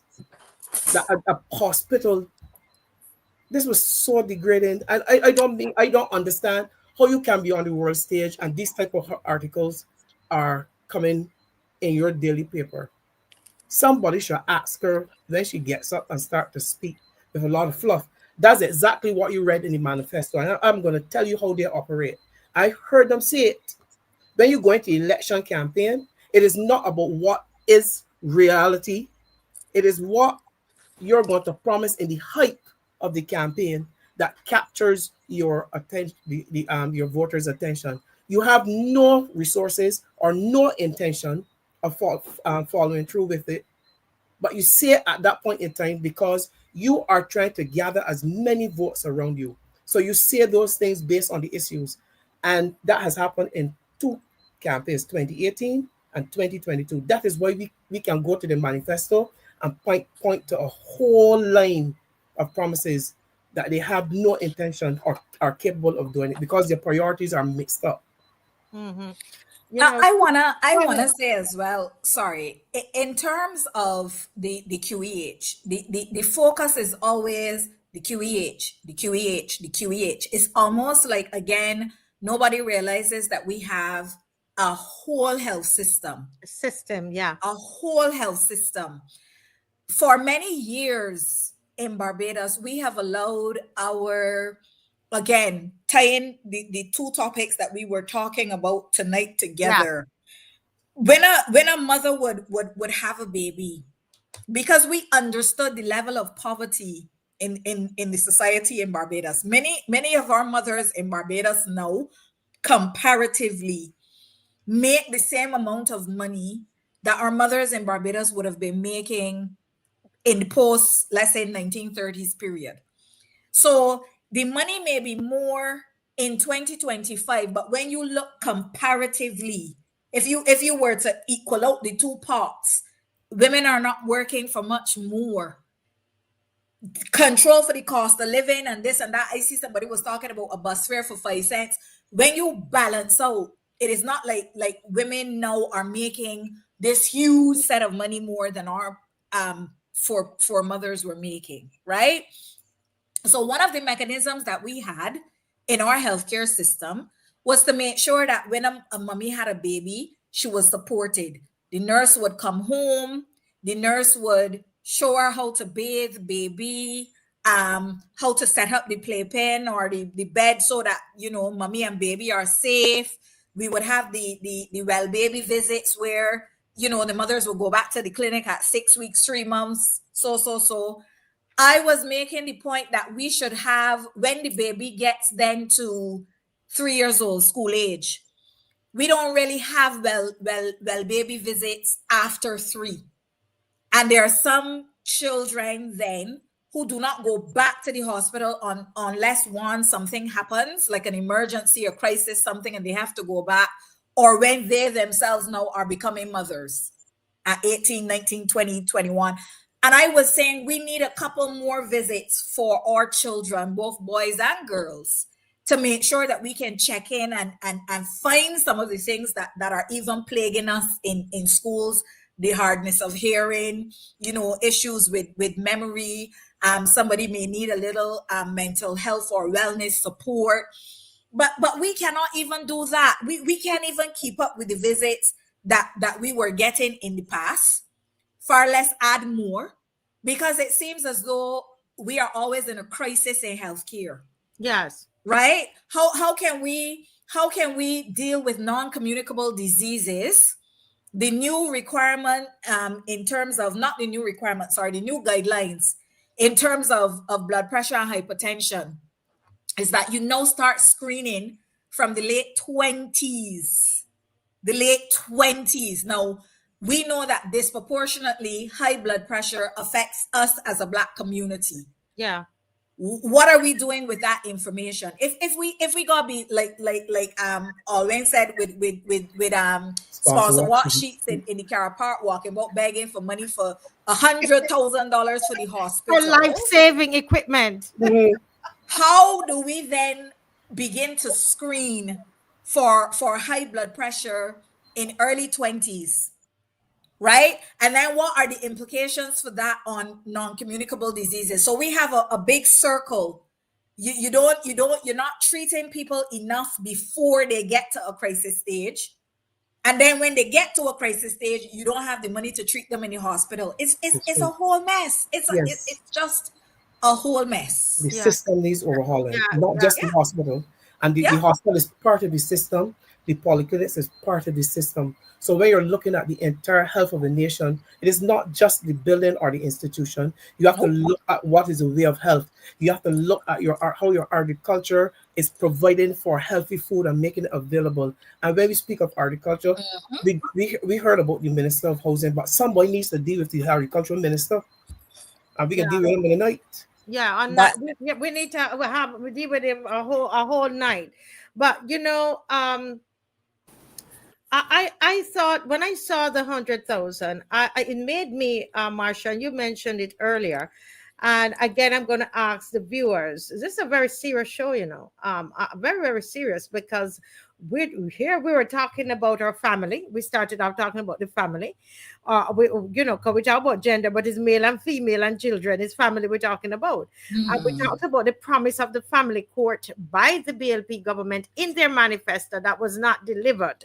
We're talking here about all of these plans for the healthcare system and the millions that have been allotted, $140 million allotted to buy equipment. And we don't have an accounting of this. There is no accounting. There's no way, because we don't have the Freedom of Information Act or law put in place, Marcia and Mr. BABB. Then we can't demand of them, tell us, have you spent this $140 million? How has it been spent? Why do you now need to be begging Barbadians $100K? When $140 million of our tax-earned money was set aside for equipment. And it caused me, because I did accounting long time ago, but it caused me to put on some figures here, gentle people. I started to research some figures, because I was told, Marcia, and we did it on the show, you were on the show as well, that they budgeted $4 million. Now, what we're going to discuss is, we're not talking about whether Carifesta was great. I went to it the Thursday night and I had a ball. I went to watch the Bahamians, and it was beautiful at this place that we see here, where they cut down all the mahogany trees. We'll talk about that. And they built this structure, and I went there, and the place looked beautiful, and the event was beautiful. And I said that on the show. But I'm asking the question, if we knew that we had all these issues at the hospital, Marcia, and we set aside $4 million, $4 million. And I remember you saying on the show that is way too much. Well, let me tell you, I'm going to go through some figures, and you would see that you would see that I believe completely that they've got overspent, that they went over this $4 million. And I see that the minister in the Ministry of Culture, Chantel Monroe Knight, to me, she's setting up to tell us a story.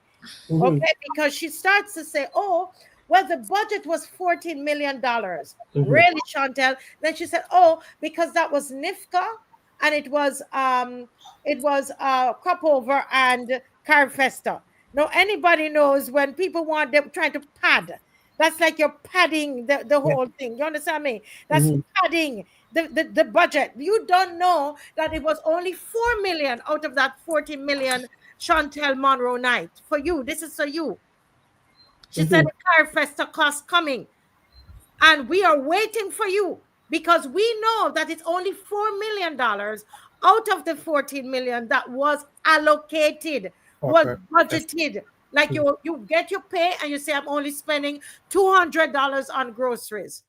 That's what you said. It was only $4 million you were selling. You are spending. Marsha on the show said, Marcia, that is too much. But listen to what the internet is telling me that they spent. This is our view. We don't know yet because she said the cost is coming. Barbados, listen, Barbados. There was a talk show that occurred at the Hilton Barbados with Ava DuVernay.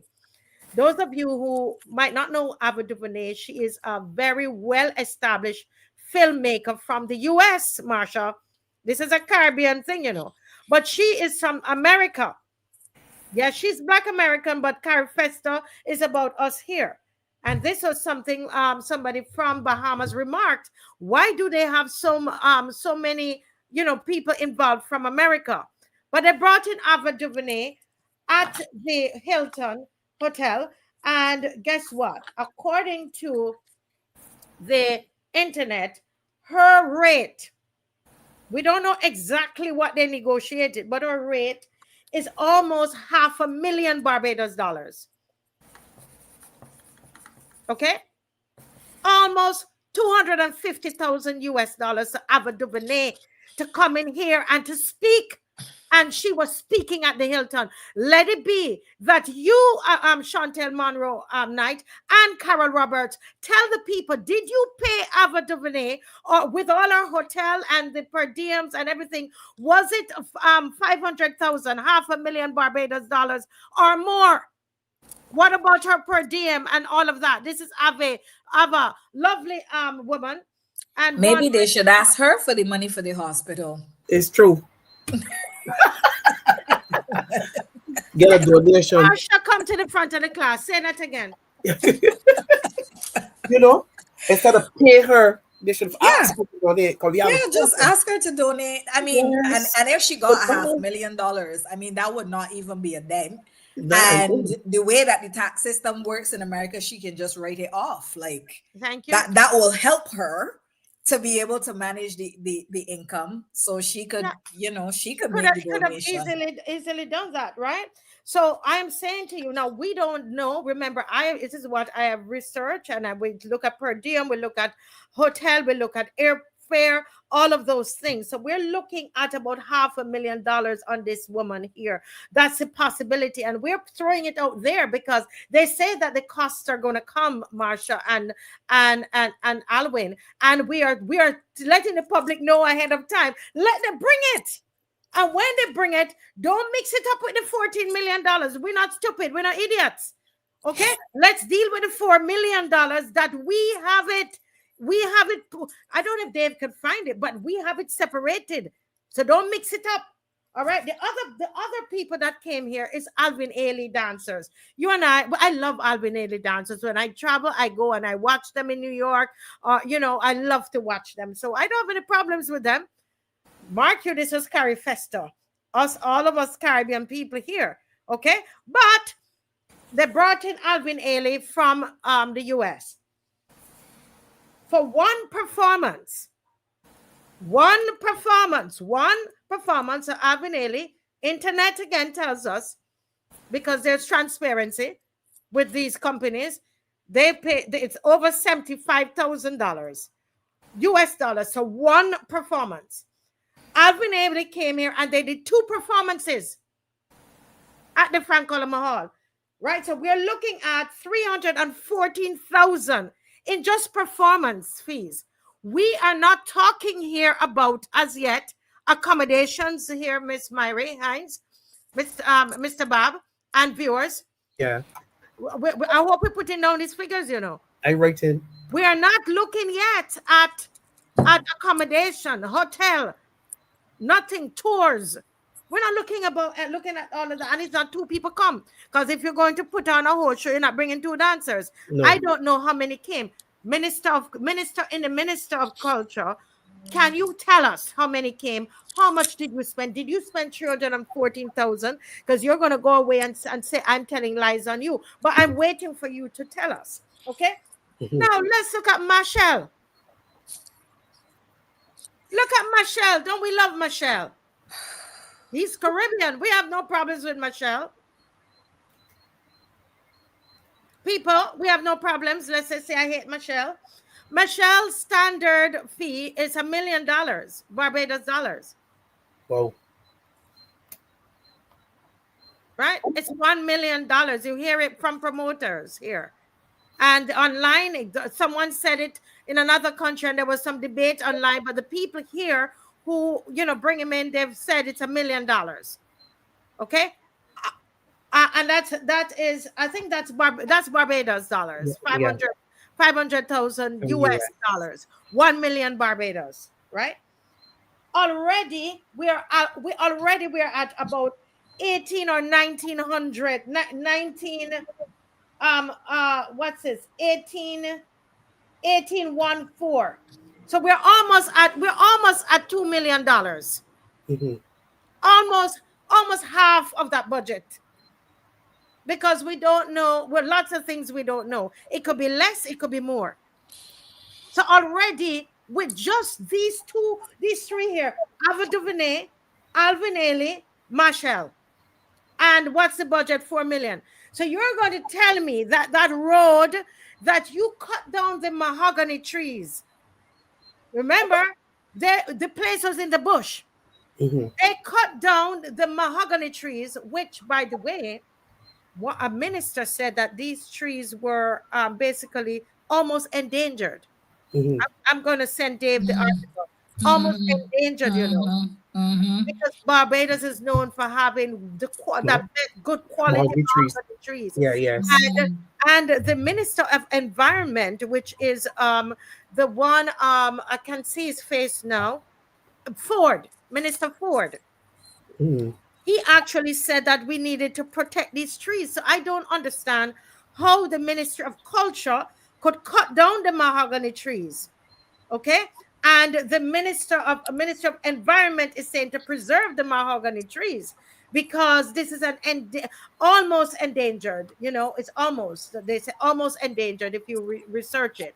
Mm-hmm. All right? It's that level under endangered. And but they cut down the trees, and they cut a road, Marsha. You know how much money to cut a road?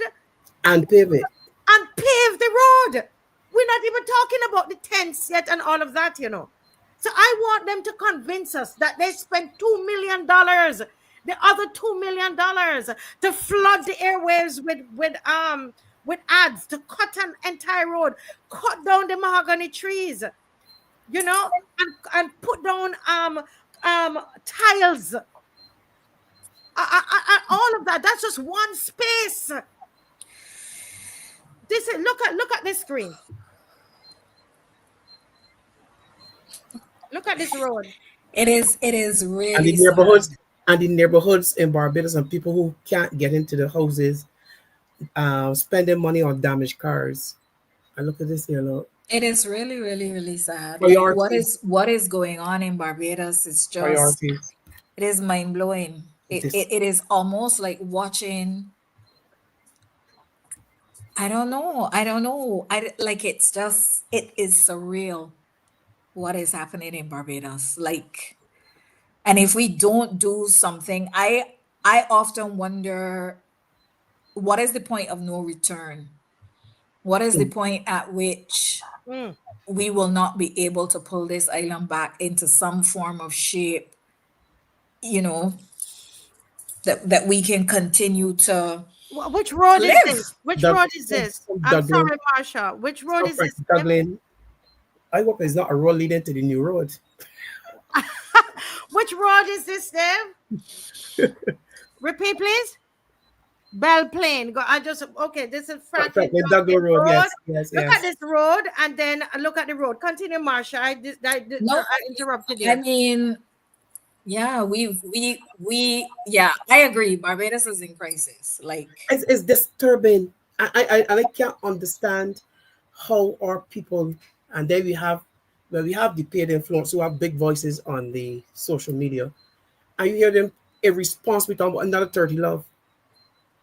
Are we responsible in those comments that our people can be subjected to this kind of governance, irresponsible governance, disorganized priorities do not include any of those sectors that affect the masses: education, health care, agriculture. And they seem to be taking a backseat. And what we're pushing as what leadership is about flying here and there, hopping on to jets, and going and speaking before the world and putting on a show. That is not what governance in a country means. That you're taking care of the needs of your people and they become your priority. It's not about you sticking up your chest. It's not about you.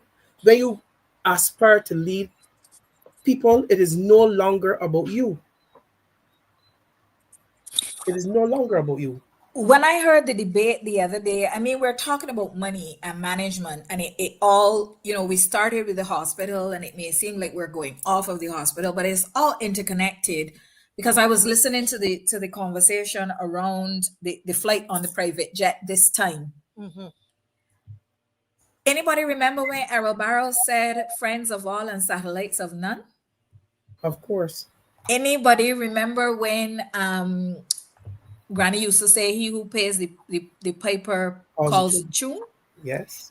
There is a very good reason why heads of state and heads of government do not go around accepting every offer of travel on a private jet. Because that opens up not even just the prime minister, but the country which that prime minister serves. So whatever it is that individual who can pay for private jet travel wants. It is a form of bribery. It is a form of corruption. That is not taking any tales out of school or anything. That is just basic government and governance 101, not even just at the level of the country, but if you were, for example, an executive of a company and you were found accepting gifts like that from people and exposing your company, you would be relieved of your position. That doesn't work like that. It's a bribe. You're correct. Whether it becomes obvious now or 10 years from now that it is a bribe, it is a bribe. It is problematic. And then you see all of this wild spending across the country. And then you realize that wild spending is underpinned by poor people not being able to access basic services, healthcare, judicial services, educational services, transport services, road building services. No, we have a full-blown crisis on our hands. Like, this is not good. Yeah, it's and as you said, if somebody might say we started out talking about healthcare, but the reason we went into Carifesta is that we know that just occurred, Mr. Babb. Yes. We lived here and it was a big thing and people really had fun. I went to Thursday and it was wonderful. I mean, people had fun, but we don't want to. We're prime minister. What we need to understand is that we're responsible people. We don't want to know we're out there, having fun and people fetting and people drinking up and everything, and then they go to the hospital and your systems breaking down. And the systems are breaking down. You don't have critical equipment that only costs 100K. It's not adding up. It's not making sense when we basically just threw money away. I tell you this, did you all know, Marcia, that and I know there's some very good sources that Bahamas did not said that they could not host Carifesta. Wasn't it Trinidad that also said that they weren't? I think Cayman as well refused it. I probably Trinidad, but I know for sure Bahamas and the Cayman dollar. And I might be mistaken, but I thought Cayman dollar was even stronger than the US dollar. Am I right in that, or it used to be? Right? And I think it's worth a little more than the US dollar. A little more than the US dollar. Look at Bahamas. And they said they could not afford it. But we who have a hospital in a state like this, that we don't want to go to the hospital because we know too many people who've been there and died. We know, look at what they're saying. We need this critical piece of equipment is needed. And they would have spent they chose to have the Carifesta and chose to spend so much money on this Carifesta, whether it is borrowed or taxpayers' money. The point is that it points back to us, the taxpayers. We will have to pay it back. It's something, but I'm not going to go into a whole full-fledged history lesson again, but just to say that Carifesta started in 1972 in Grenada under Fort Burnham. And the way that I know that the model for Carifesta didn't have anything to do with these. Carifesta started as a grassroots cultural festival. The aim, the intention was to celebrate our Caribbean culture, but it was always meant to be run by the people for the people. And Carifesta, coming out of Guyana in 1972, could not and was not a capitalist enterprise. The Carifesta that we see rolling out today with all of these big names and everybody is about the money and this, that is not the model of Carifesta. At least it is not the origin model, I should say, because, changes have happened over the years and that kind of thing. And I'm not suggesting either that we shouldn't pay our cultural people. But what I am suggesting is that over the years, one of the first kind of individuals that was one of the first machineries, let me put it that way, behind Carifesta was the University College of the West Indies extramural department, which, as we know, is now the University of the West Indies' fourth campus, right? So my question is, given the origin model of Carifesta, and given if we wanted to have Carifesta in Barbados, where were all of these collaborations that we could perhaps have dipped into different pots of money that would not have left maybe our government out by $4 million? If you're talking again about, the diaspora community, whatever the case may be, there are mechanisms across the diaspora that are set up that support culture, that support all of these things. Why couldn't we have planned Carifesta in a different way? I would again assert $4 million for Carifesta, given what I know and understand Carifesta to be historically, just sounds wild to me. It really just sounds wild. So what are you going to do when you get the actual expenses? And they better don't come with any lies, because a lot of us, listen, I am already getting people that do roads to give me an estimate on that road. So Chantel Monroe Knight, don't come with no foolishness. Do you understand? Because I know that they have gone over budget with this. It's more than 4 million. I know that. What you gonna do when you hear it's for over 4 million? You know what it reminds me of? Where Barbados is now, and people are gonna be like, "Oh my goodness, Marsha White, how can you say this?" But it is. I would like Barbadians to go and do some research on the baby doc years of 80. And because what we see is 18 now, and the crisis in 18 now didn't start today. It didn't start yesterday. And a really good kind of way to understand some of the stuff that we're seeing in Barbados is to think about 80 and the baby doc years in 80, and the way that, the systemic unraveling of the Haitian state played out under that regime. Yeah. This is I figured if you were going to say you're going to, I love the way you say hi. I can't say it, so I'm just going to say Haiti. What I know, listen. Adrian Hines is telling us, and he had started from the other night, and thank you for reminding me about that the jet that it's been alleged that the PM took to get to Algiers, that the market rate for that starts at $11,000 per hour. Now we don't know who paid it. But you just do the math from here, because that should be probably about 10 hours, right? But we don't know. You can do the math and think of how much money was spent. And that's the part of it I just don't understand. I'm not getting it. When you didn't, in a couple of days after you made a trip like that, here it is, your hospital that's supposed to care for your people on the streets, basically with a card, with as Mr. BABB says, a sponsor sheet card, begging for 100K.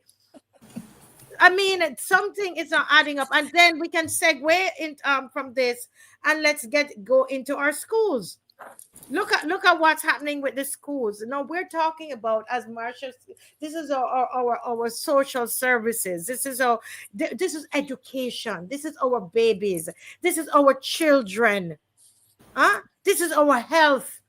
And look at how we're treating it. Our education and health. Now, Dave, Mr. BABB, you can go ahead. You're a teacher.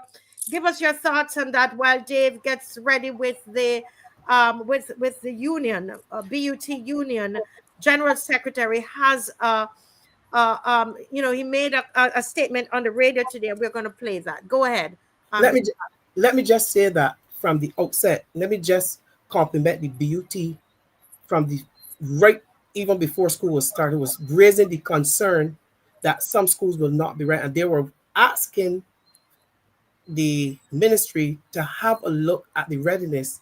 But it was like this insistent and this need to have schools open to prove a point.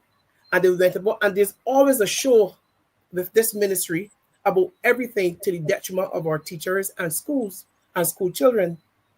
So I'm saying, let me just thank the BUT for being at the forefront and of keeping us abreast of what was happening and making sure that the parents and Barbados on the whole recognize that everything was not well and ready for school, as the minister and the ministry tried to give the impression that all was ready for Monday.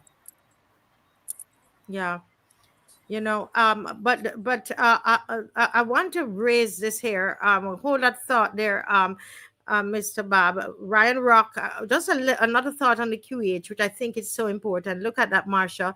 It said Ryan Rock is saying if the QH is asking for this money, they think Barbadians stupid, you know. In Jamaica, we say you take me for idiot.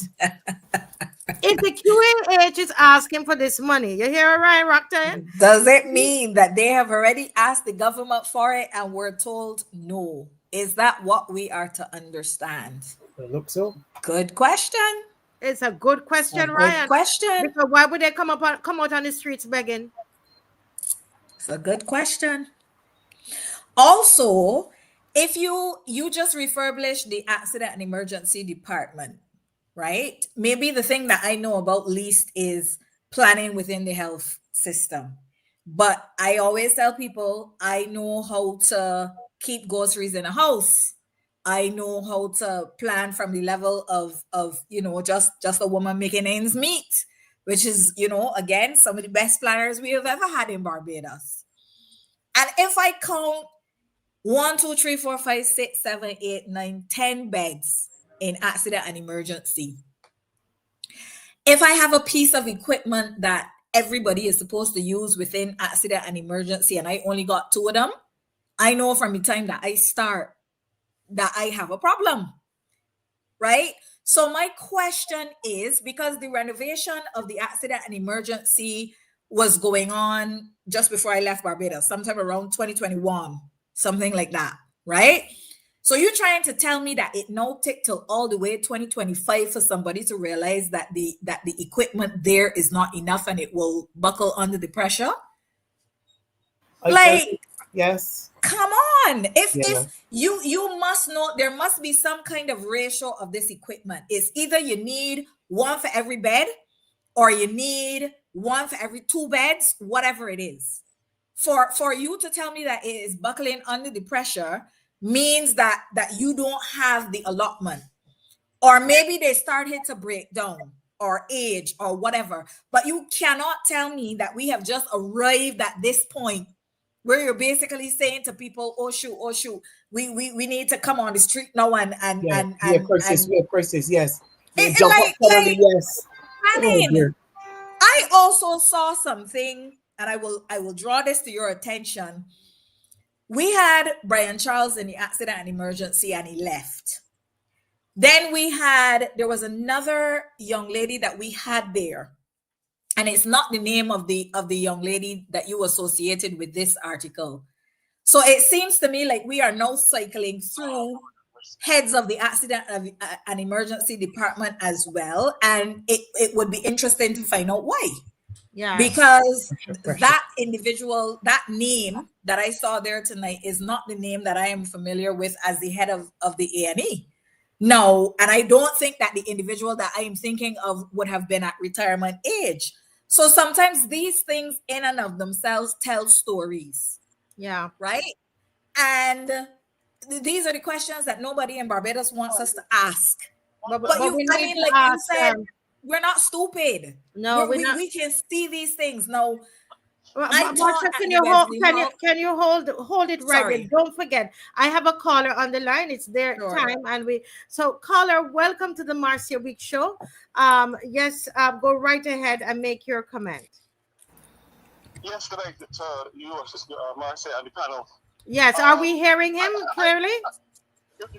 Yes, yes. Right. I think that it's about time that Barbados stop playing stupid politics games and understand that both the Minister of Health, well, you might give the Minister of Education some leeway because you can say his feet are not yet fully wet. But the Minister of Health was, as debaters would say, around town quite a while. But what I think that Barbados need to understand is that you are not hearing the Minister of Education, neither are you hearing the Minister of Health, but the people on the ground that are affected by them just stand affected. And that kind of governance is one where you can tell that the persons that have the power to make the changes have decided in their mind, take what you get, that kind of thing. You know, you better be thankful you get X and Y, that kind of. Because the Socratic, you don't have to. A person does not have to speak for you to, meaning the public, to understand the sentiment of governance, right? So essentially, what you are talking about is that there's a disgust on the ground as it relates to poor governance, and a minister that was in and around politics more than 20 years. Excess, have no real reason to have the country in the way, or even the ministry that they are over in that state. Yeah. Right. So what I am afraid of, or I'm hoping that does not happen, is that Barbados does not turn into Guyana, where a bereft of parties and facts and stuff like that occur, and all of a sudden everybody forget the myriad of woes and the mismanagement that's on the ground, right? So essentially all of what Marcia is speaking to is what Barbados already know, but is it what they're going to stand for? You have to ask what Bajans are going to stand for. Yes, that's the big question. But to caller, thank you so much, because we want to making some very, very good points, and I love how you ended. What are we going to stand for? Thank you so much for calling, so that others will be able to call as well. Thank you. Yes. All the best. Yes. Very important, guys. And the line is open. And the number is there, and you can, and we're going to be talking in between. That's how we do. Marcia, finish your thought quickly there, and then we play the video on the screen. Yeah, thank you very much to your chatters. They're always on the ball. Dr. Shani Williams is the name of the individual that I am indeed talking about. And Adrian went and found some information. I saw some other people put it in the chat as well. Sometimes, you see, this is why the Freedom of Information Act is so important. Yes. Because sometimes it is just that a person gets a job and they move on. And other times it is that they have to explicate themselves from a situation that they don't want to be in for fear of it blowing back on their career, for the lack of a better word. So it's always good to know why people leave when they leave. The only other thing I will say to Tyrone Hall telling me about going and run as an MP. Marcia, he didn't hear the last time I was on this show when I admit that I am the person that Nero beat 3-1. What is he asking me? He don't know that I traumatized from Barbados politics. Tell Tyrone to leave me alone. But what I was gonna say is that I taught at Wesley Hall Junior School. That was one of the places I had the privilege to teach while I was employed as a teacher with the government of Barbados. And I remember there used to be 4 classes in the hall at Wesley Hall. It is an open school format, right? And then I had a reading class, which was on the what you will call the platform.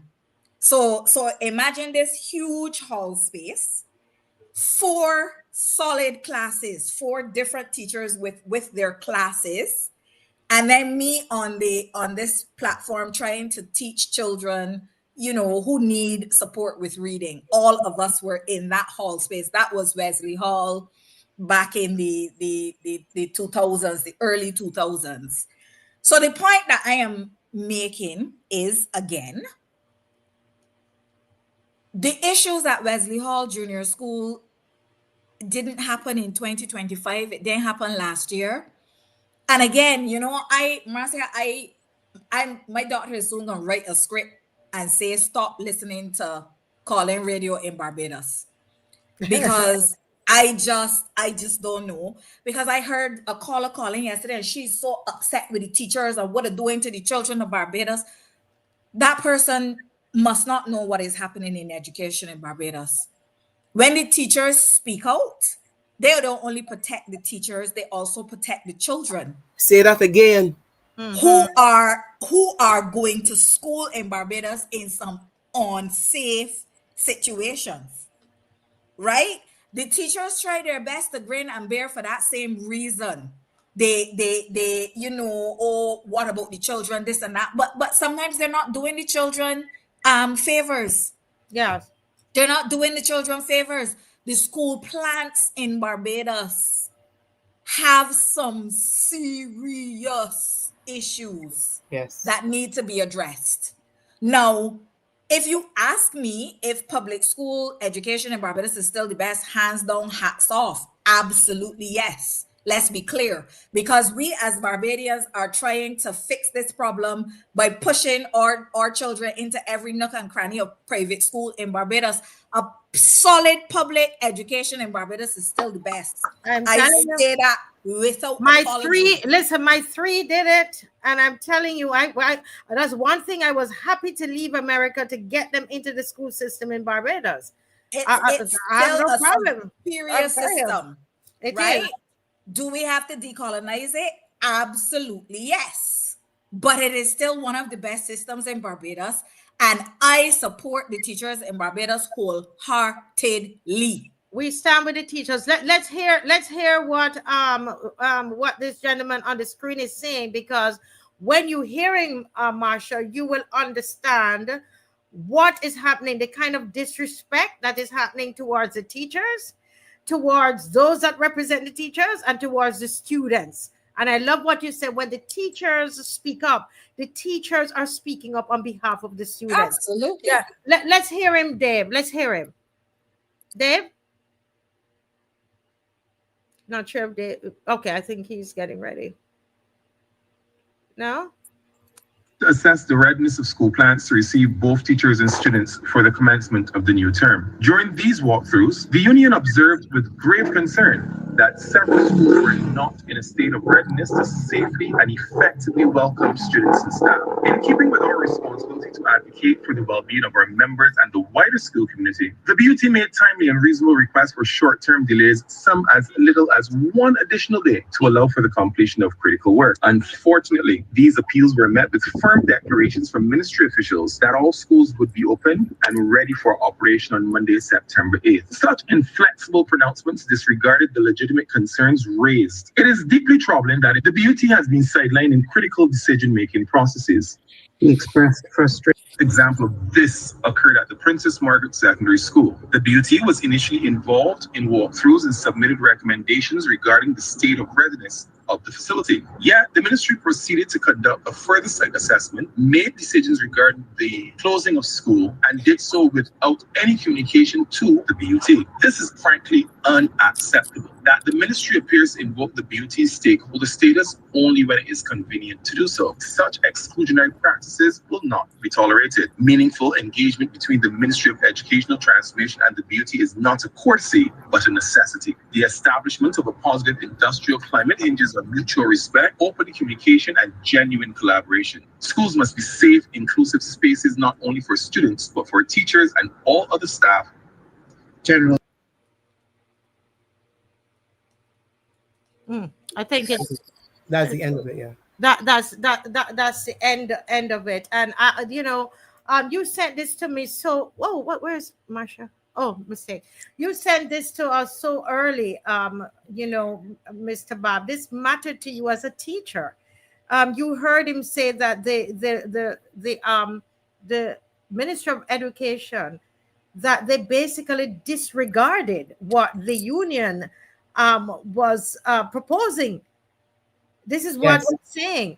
Well, what are your thoughts about that? Or can you further break down for us? Just break down what is the General Secretary of the BUT really saying? It appears from the voice clip that they were in consultation about the readiness of schools, but the minister and the ministry was adamant that this, in spite of what was happening, that they were going to open schools on Monday. And so those problems that they were had identified would have meant that in some cases, at least take another day and get it fixed so that when you open, you go straight. Now we have schools who are not going to be closed for a week. So they have ignored, he said they're being ignored. They had a walkthrough, an assessment. They went and did another assessment and then decided that they were going to go ahead in spite of what they have seen on the first day. That is not fair to the students. It is not fair to parents. It is not fair to teachers. So they disregarded, Marsha, what the unions were saying to them. And then they're now facing, I believe it's 4 schools that are affected. One will not open until next week. I think that's Frederick Douglass. Frederick Smith. Frederick Smith. But they have not disregarded what the union was saying. They have disregarded what the conditions were saying to them. So if they don't put it as if the unions were telling them, wanting them to have their opinion.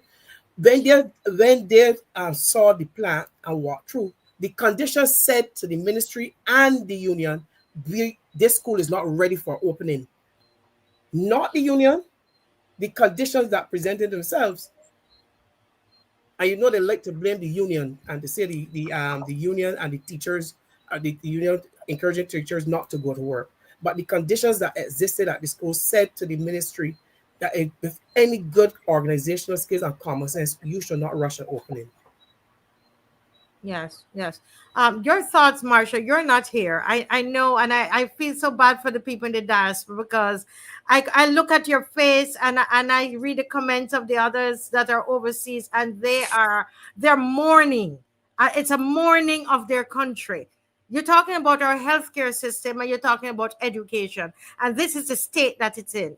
Go ahead, Marsha. No, mourning is a good word. Mourning is a good word. I think that Barbadians are really strong and resilient, and forget how strong and resilient they are, because the truth is, Marcia, I had to run. I can deal with it because Marcia, I am out here. Marcia, looking in. Marcia, we have a resilient tax now. No, I'm serious. I don't think I could be in Barbados and be well and okay on a daily basis with what is happening in the country. It is a lot between the crime and just the failure of all the systems. It is a lot. But Barbadians are still putting one foot in front of the other and No. still, Some people are not. Some people are not coping because. well, you're right. I saw the chief of health saying that they're concerned about the level of mental health.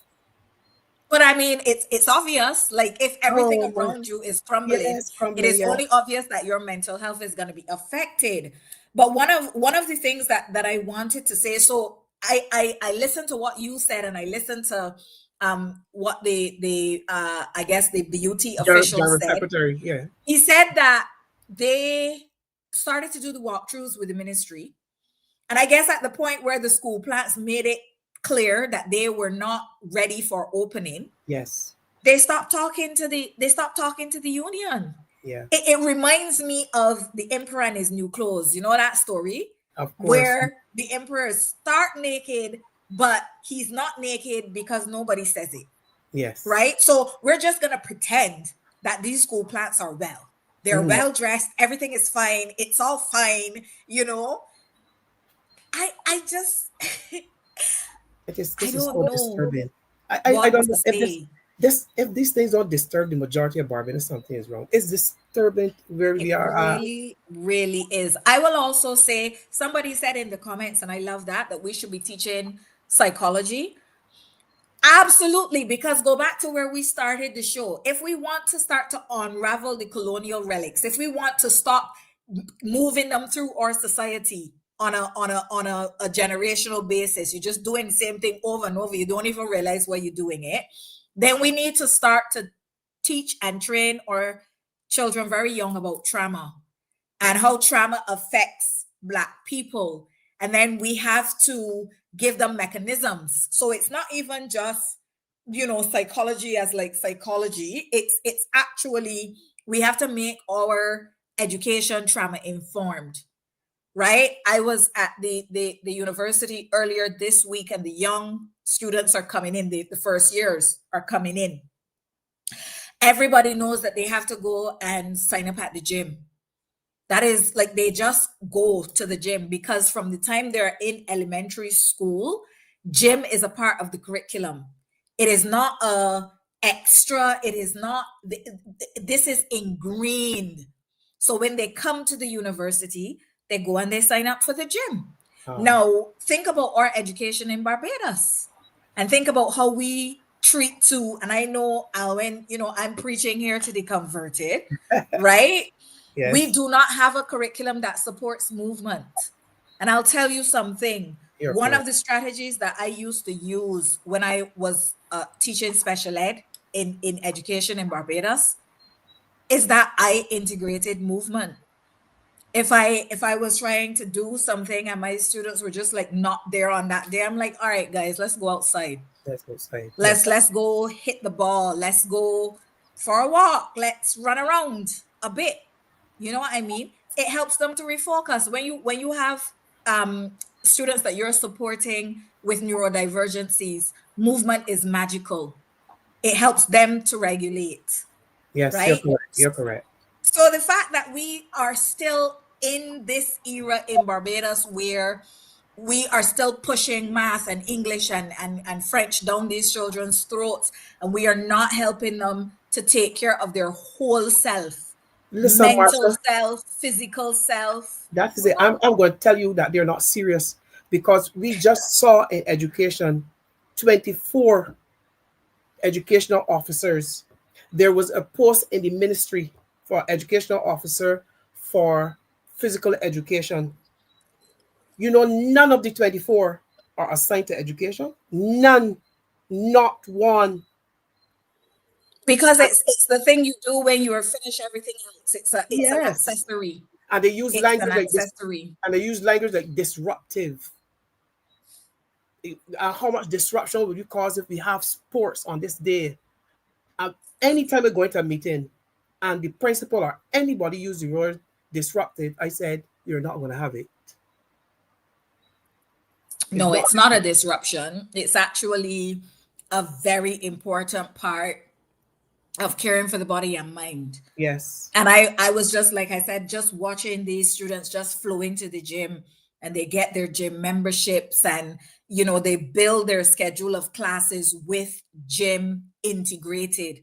And it is not mandatory at university, but because they have come through the school system with gym being such an integral part of the curriculum, by the time they get to university, by the time they're young adults, they just continue it. Think of how transformational.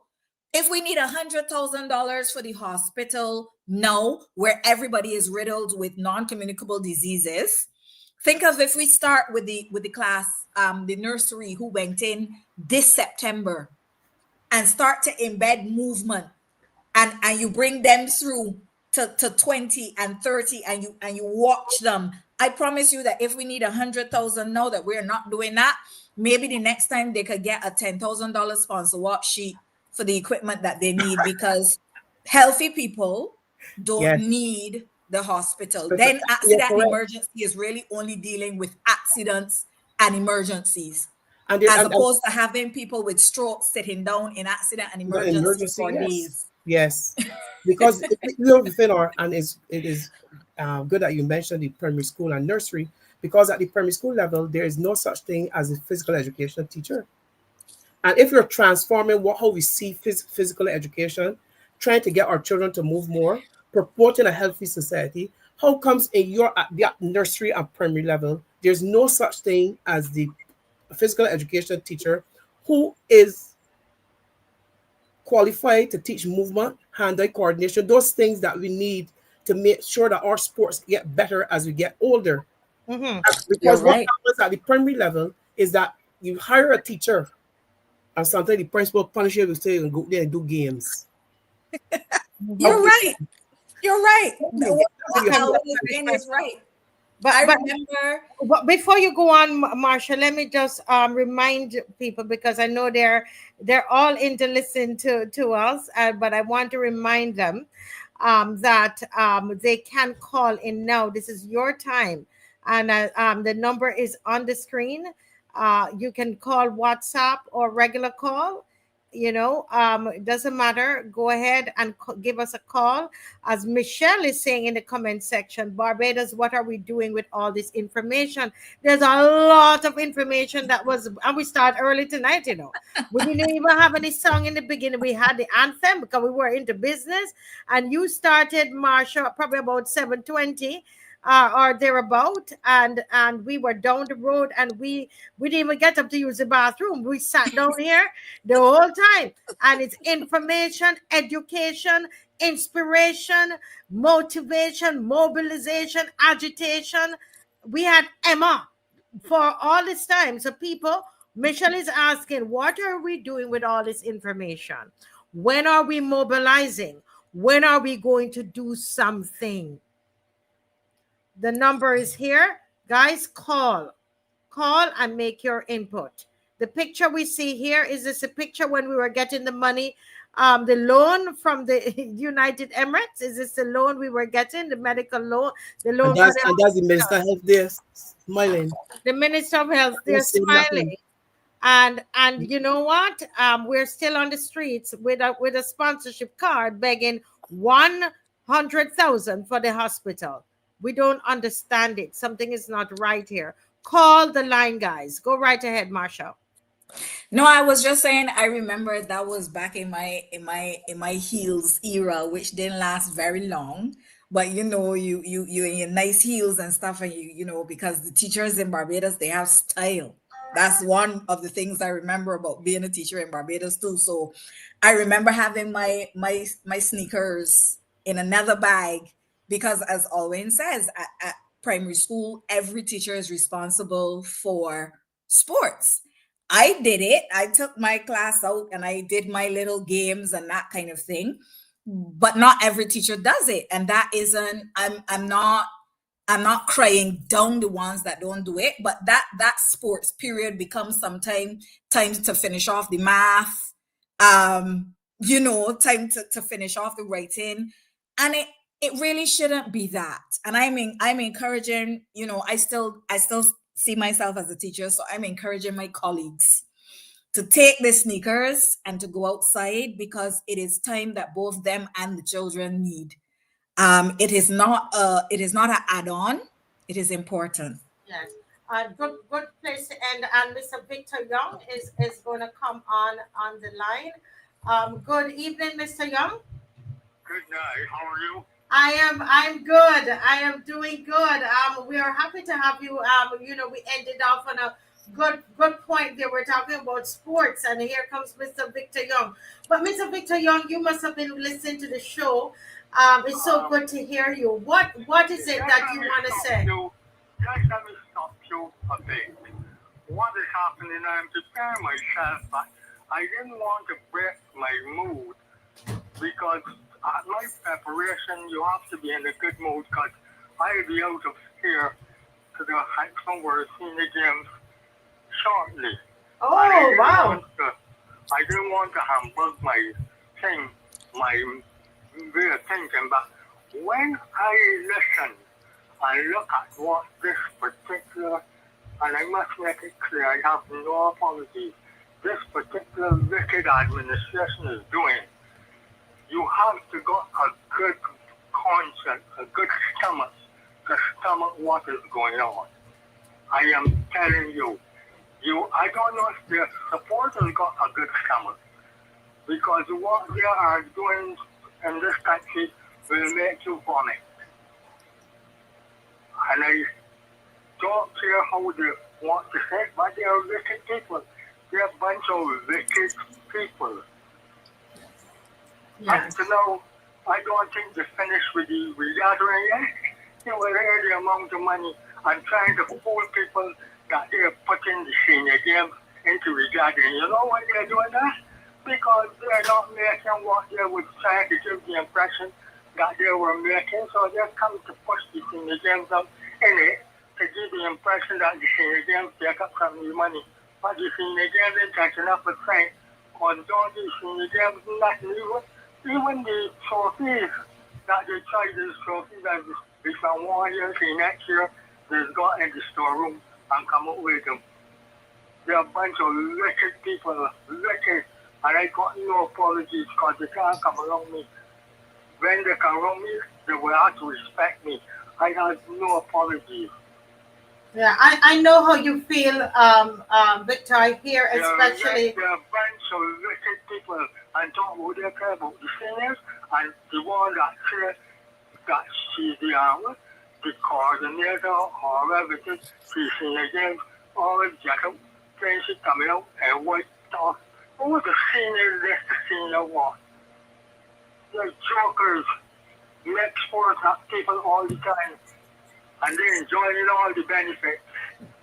Yeah, but you know what? People are still saying that that's who they're putting them back in with all our schools. Listen, Uh-huh. there are some people like to suffer. There are some people who want their leg something they don't mind suffering. All their supporters, it's in the same rough road, but they are so ashamed. And they ain't got the kind of thing because they're beggars. They are so ashamed. It hurts in their stomach too, but they don't know how to say anything. Because when you're the beggar, you have to take whatever you try, you get a t-shirt and a hamper. That's what they're looking for. They're looking for any future for the children or anything like that. They only concern, let me go and walk up. And you see all the kinds of things they got, they got the kind of thing called summer festival or whatever. They want to mash up their head. Let them go and party and walk up. Get them that there, that's what they want. Yes. Well, it's always great to hear you. I can tell you, there is one fella in G7 and a little piece that they can't come and fool. Yes. They can't come around me. And Yeah. they've made a abundantly clear to all of them, don't come around me. Yes. There's nothing to do with them. Well, we're I want glad. nothing from them. And my trip is nothing to do with them. This is a family trip because my daughter said that I qualify out there. And she says, Daddy, go ahead. Once I have a good manager for you, you can go ahead and perform. And that is what I'm doing. So I want to call you because when I hear the nonsense that I'm in, but with my preparation, I ease off a corner a bit because I want to concentrate on strictly what I have to do. Yes, sir. Well, we wish you all the very best, okay? And send us back pictures. All the best. You will see everything on the YouTube, you will see it widely, but it has nothing to do with their financial needs. Yes. There is no sponsor or anything like that. So I'm not here to big up not one but myself and my family and my manager. Yes, well, we wish you all the best. Your daughter's doing a great job. And Mr. Bob know who it is because I know. would have seen all my performance. Yes. He knows me well. Thank you. Yes, okay. Thank you so much for calling, sir. Yes. I have a question, Mars, from a person who's concerned. The link between Sylvester Scott Polyclinic, is that government owned? They want to find out. Yes. Winston Scott Polyclinic is government owned. I always thought so. Marcia will answer that, but let me get this caller. Another caller is on the line. Okay. Good night, caller. Sorry, I know you've been waiting a long time. Good night. Blessed good night to the panel. I believe that all things work together for good.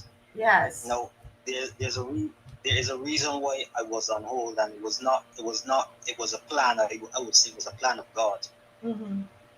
I'm saying that waiting is not a bad thing, you know. When you wait, it gives you time to reflect. It gives you time to make certain decisions that you would not normally make if you are in a rush. What I find is that we have a prime minister who is in a hurry. Mm-hmm. She was in such a hurry to bring 5 bombs on us after we were, well, not me, after people were partying in Kadooment. She was in such a hurry to bring 5 bills that she did not even think about what would happen or the consequences of some of the bills that she had planned of bringing to the people. Mm-hmm. So much so that she had to actually go back to the drawing board. Now, if she had taken her time and had considered these things that she was about to bring, she would have thought twice about bringing them. You know, I am not so much in reflecting actually. I am not so much blaming the chief education officer for opening schools. Somehow I believe that she is an intelligent woman and she knows whether or not school is ready to open. But I somehow believe that she was forced to make it ready. Imagine people who are in the school system, they are telling you that school is not ready. Mm-hmm. But somebody else higher than the upper forces is telling you to open the schools regardless of what other people say because they're in a hurry to make an impression. Mm-hmm. Correct. Do you think it's going to happen when school is not ready? You know, there's always going to be some kind of shift. So I'm saying a lot of times we have to look at who is controlling who in these circumstances because somebody is in a hurry to get things done. That's why right now the QEH is now find themselves in a hurry to get 100K. You understand where I'm coming from? Yes, yes. Because somewhere along the line, somebody did not think about them. There was too much in a hurry. So that's my submission for tonight. Yes, a very, very good point. Yes. Thank you so much for calling, caller. You're welcome. Mr. Bob, you were saying something very Yes, similar. about Sylvester Scott. And since then, I did a research, and it said Sylvester Scott is part of the government service for health. Marsha was laughing too. But you know what is happening? The person asks, why can't the prescriptions from the Sylvester Scott be used at the QEH or other polyclinics, dispensaries? They're not honoring them. Really? Yes.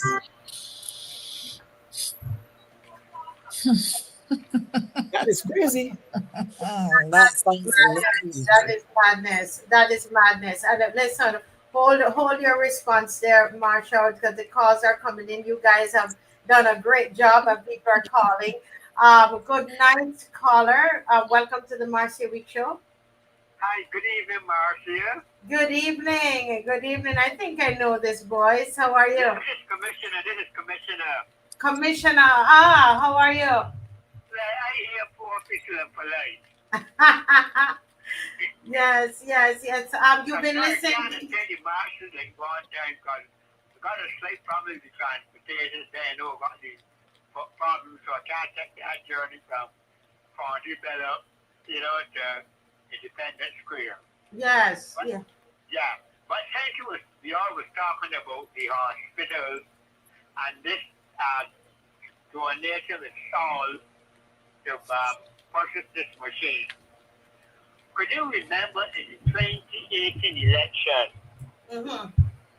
Ms. Marley had introduced in that budget a health levy, a garbage levy, and a sewage levy. Oh, yes. A health levy, that's true. That is right. Up this very day, I question it from all the calling programs. And there's nobody, I don't think the Auditor General, nobody could tell us how much money they collected from, they collect from it up to this very day. Because don't forget, people get paid weekly, people get paid fortnightly, and people get paid monthly. So this money, this garbage, has living coming in by the millions per month. They are all as levy. That's a question I still asking. I talk about the Minister of Health today. Another program. Nobody tells us nothing about that health levy. I'm concerned about it.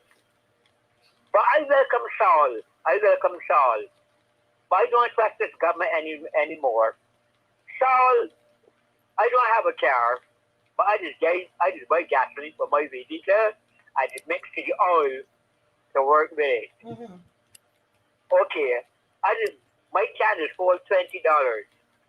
If you gotta take something from my $20, take it. Do not give it to this government. You collect the money. You board the plane. Bring in the machine. Don't give it to none of them. This is like the hope now, money maker now. Go, bring in the machine, and there's engineers and all this kind of people to install it. Let them do it.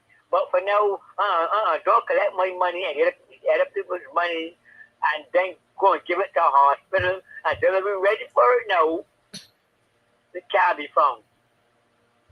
I mean, they get the machine. I think that's the best way to go. I think that's the best way. I am telling you, because, but you know, we need to make this. I'm so glad, Commissioner, you brought up about the health levy. The health levy, they introduced it in 2018. Yes. And you listen to the calling program, the man called Quaker Cemetery. That year when Tony Moore give me some kind of percent and tell me that, well, we should thank God for small mercies. When my payroll clerk added my money, he gave me commissioner, all you getting is $21 a week. And I left that establishment and then get the $21 yet? Then you get angry. Why you invented the garbage, the stores, and the health levy? No, my goodness. Well, you know Marlon what? is right. Thank you so much, Commissioner, for calling. Because I want some others to call, but you're giving me a homework here to do, because we need to make an estimate, Marcia, and Mr. Bob, and those of you listening can help me to do this. An estimate on how much we would have collected from the health levy. 2018, I know when it was introduced, I didn't left work yet. Well, we're gonna do some estimate. We're gonna try and create an estimate of how much it is, because we don't have the Freedom of Information Act in place, and so that's why we don't have this information. But we're going to put a figure out there and draw them out. Did you collect this amount of money, and what did you do with it? Yes. This money is collected weekly, fortnightly, and monthly. Man, them reckon millions of dollars a month of this health levy. Yes. We're gonna work on it and find it. We discussed that. I got a lot more to tell you, man. But yes. Time to come. I'm gonna give you a call. All right. Yes, ma'am. Yes. Okay. All right. Yes. All right. Wow, I tell you, they cannot fool the people. You know, these are elderly people. Fool them, These are elderly. These are pensioners. These are elderly people, and they're sharp as a tack. And I'm telling you, we watch and we see what is happening in what's it, Nepal? Is that place? Am I saying the right place? But we see even what's happening in the world with the Gen Zs. It's the young people. But in Barbados, look at the marches. People there with sticks and walkers and want to sit in the van and come with their part of their pension to pay. They need careful of these elderly people will turn things around in this country. Seniors, they're sharp. But go ahead, guys. Somebody was saying something. What are you? I saw the response from Adrian, and he says is a general rule. I want, and the person is asking why, what is the reason for it? You know, we have to be careful with the rules around this place. I cannot stand. I come in a body that was deprived of my liberty and personhood because I was Black, because that was the rule. I hate anybody to tell me when I ask why is it being done, for anybody to tell me is the rule or is the policy. If you go and look at that now, that is some kind of colonial something that was supposed to disenfranchise us, and we just do these things. We are talking about the hospital and teaching now. And let us be clear, I am never going to be that individual who will just tear down Black people, because that is a part of the colonial conversation. That is how they keep us divided. And the last time we had this conversation around healthcare in Barbados too, we were having the conversation around how we should properly regulate our consultants at the hospital. Not that I don't want to see Black people making money. They spend a very long time and a lot of money to become doctors, and they should be allowed for their practices to be lucrative. Okay, I understand that is fine. But we know that we also have problems with how the hospital's resources are used in relation to how much the public gets and how much the consultant gets and who pays for what and that kind of thing, right? And I know that there's a way in which obviously those things have been managed in different ways in other parts of the world, right? And then if it is good for the doctors, why should it not be good for the teachers? Because teachers in and of themselves, they are professional, they also train this and that. But then if a teacher teaches lessons, the whole public of Barbados in an uproar. Like, what I'm saying is these conversations that we are having are unresolved, unfinished conversations that we have been trying to have for years and years and years. Yes. And we have to fix these issues, if we are really going to come out with an educational system that works, if we're really going to come out with a health system that works, and we have to stop cursing each other. Oh, it's because the doctor is wicked, the what list. Oh, the teacher is wicked, the what list. That is all we ever have to say. The analysis has to go deeper than that. Yes. Yes. Yeah. And Marsha, we have our last caller. Go ahead, caller. Welcome to the Marcia Week Show. Good to have you. Yes, good night, Marcia. Yes. Can you speak up for us? Good night, Miss. Oh, yes, good to hear another one of our seniors. I tell you, Marsha, they coming for them. These seniors, they're gonna be going down to down the boat with a cane with a cane. Go right ahead, senior. On your panel. Yes. Good night. Good night. Good night, Mr. Bob. What you all fail to realize that we are going back to a private partnership. Not partnership. That healthcare is a very expensive thing. Mm-hmm. And in this country, what you don't understand, what you're seeing now, is doctors have to leave the hospital because of politics. The politics that is mixed up in the case of the hospital, right? Well, DLT, NDT, or what? Healthcare should be a thing that you specialize in and care for the poor people of this country. When you look at it and you see the linear accelerator machine that they had in the hospital park for a while. Yes. Okay? And it was to know they can't get it in place to tend to those poor cancer patients. Mm-hmm. You look at the people on dialysis who is having a problem. They don't have a hematologist or none so at this point in time. Right? And then when you see Sorgan coming out and asking for a blood pressure machine, right, to help the poor people of this country, you got to realize what is happening in this country. That the poor people in this country have to go and pay clinics around this country for care, because even sometimes you go to the hospital and you're waiting for operation. It's a hernia. You go up there sometimes and it's quick, and then the doctor come out and tell you, I'm sorry, your name is not on the list. Mm-hmm. Marcia, this time that people wake up rather than seeing party. A lot of this foolishness on the radio day to day with a lot of party. Take out the party and let us deal with the pure fact of this country. Yes. You have the people in the diaspora who is willing to help give things to the hospital. Mm-hmm. And they cannot get them their call financially, but their uncle red tape that death in the hospital, they can't even get it. Sometimes these things come in the line at the court, and the red tape is so great, they still can't get it. Go back to a couple of years, and you might not remember, but I guess Mr. Bob and Martha remember that the hospital brought in 2 elevators and put in the hospital, and the current in the hospital didn't even carry them, right? And the elevators were lying down alongside of the fencing outside where you come from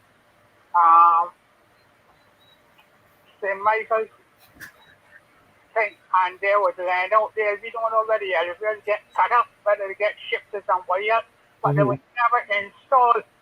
These are things that we need to remember. Stop this party foolishness.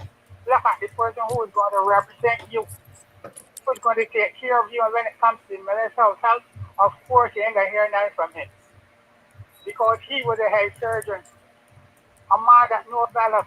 And think you think that the poor people in this country had any right to through this separation that they're going through? Huh? Then another thing is, when you bring in equipment at the hospital, it has to be installed. Maybe they're laying down for a while. Then you have to get people from outside coming to train the people who should work on this equipment. And some of our problems is that machines coming at the hospital, they don't have proper engineers to repair the equipment, even if they're going to break down. You got to wait, you got to send for somebody from a country, then you got to come and put them up someplace. And all of this, who the expenses coming out of? The land that is given to the Exxon Bank, that money should be donated by the Exxon Bank and let them buy whatever the hospital needs. Huh? Mm-hmm. Rather than we reach out on this party, this body, the next body. Look at the amount of money that we spend.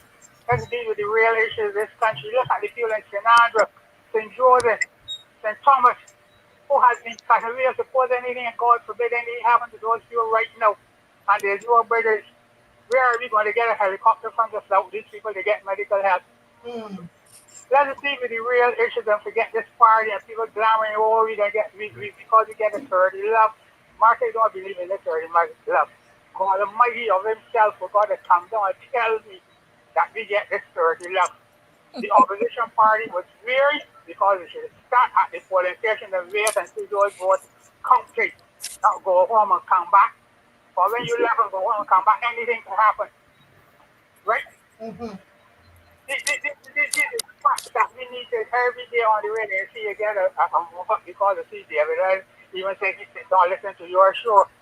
So I mean, no, he's listening to you now. He's listening to the show. You know, we Yeah. need to discuss these things. Your program needs to go on a little longer. Let's discuss these things. Marshall, because she's up in Canada, and they're doing a philosophy things. They have to give the hospital some guidance, but some of this money, rather than Saul having to walk out and beg for money, they have give the Queen Elizabeth equipment. Then there's some of the nurses. You look at it, we train nurses at the community college to come out MARCIA, and they can't get a job at the hospital. Yeah. But we could see our way to bring nurses from Africa there. Huh? Yeah. Everything is just wrong, caller. Everything is just wrong. And you know, as you said, is he still there? Yes, I'm still here. You're still there, right?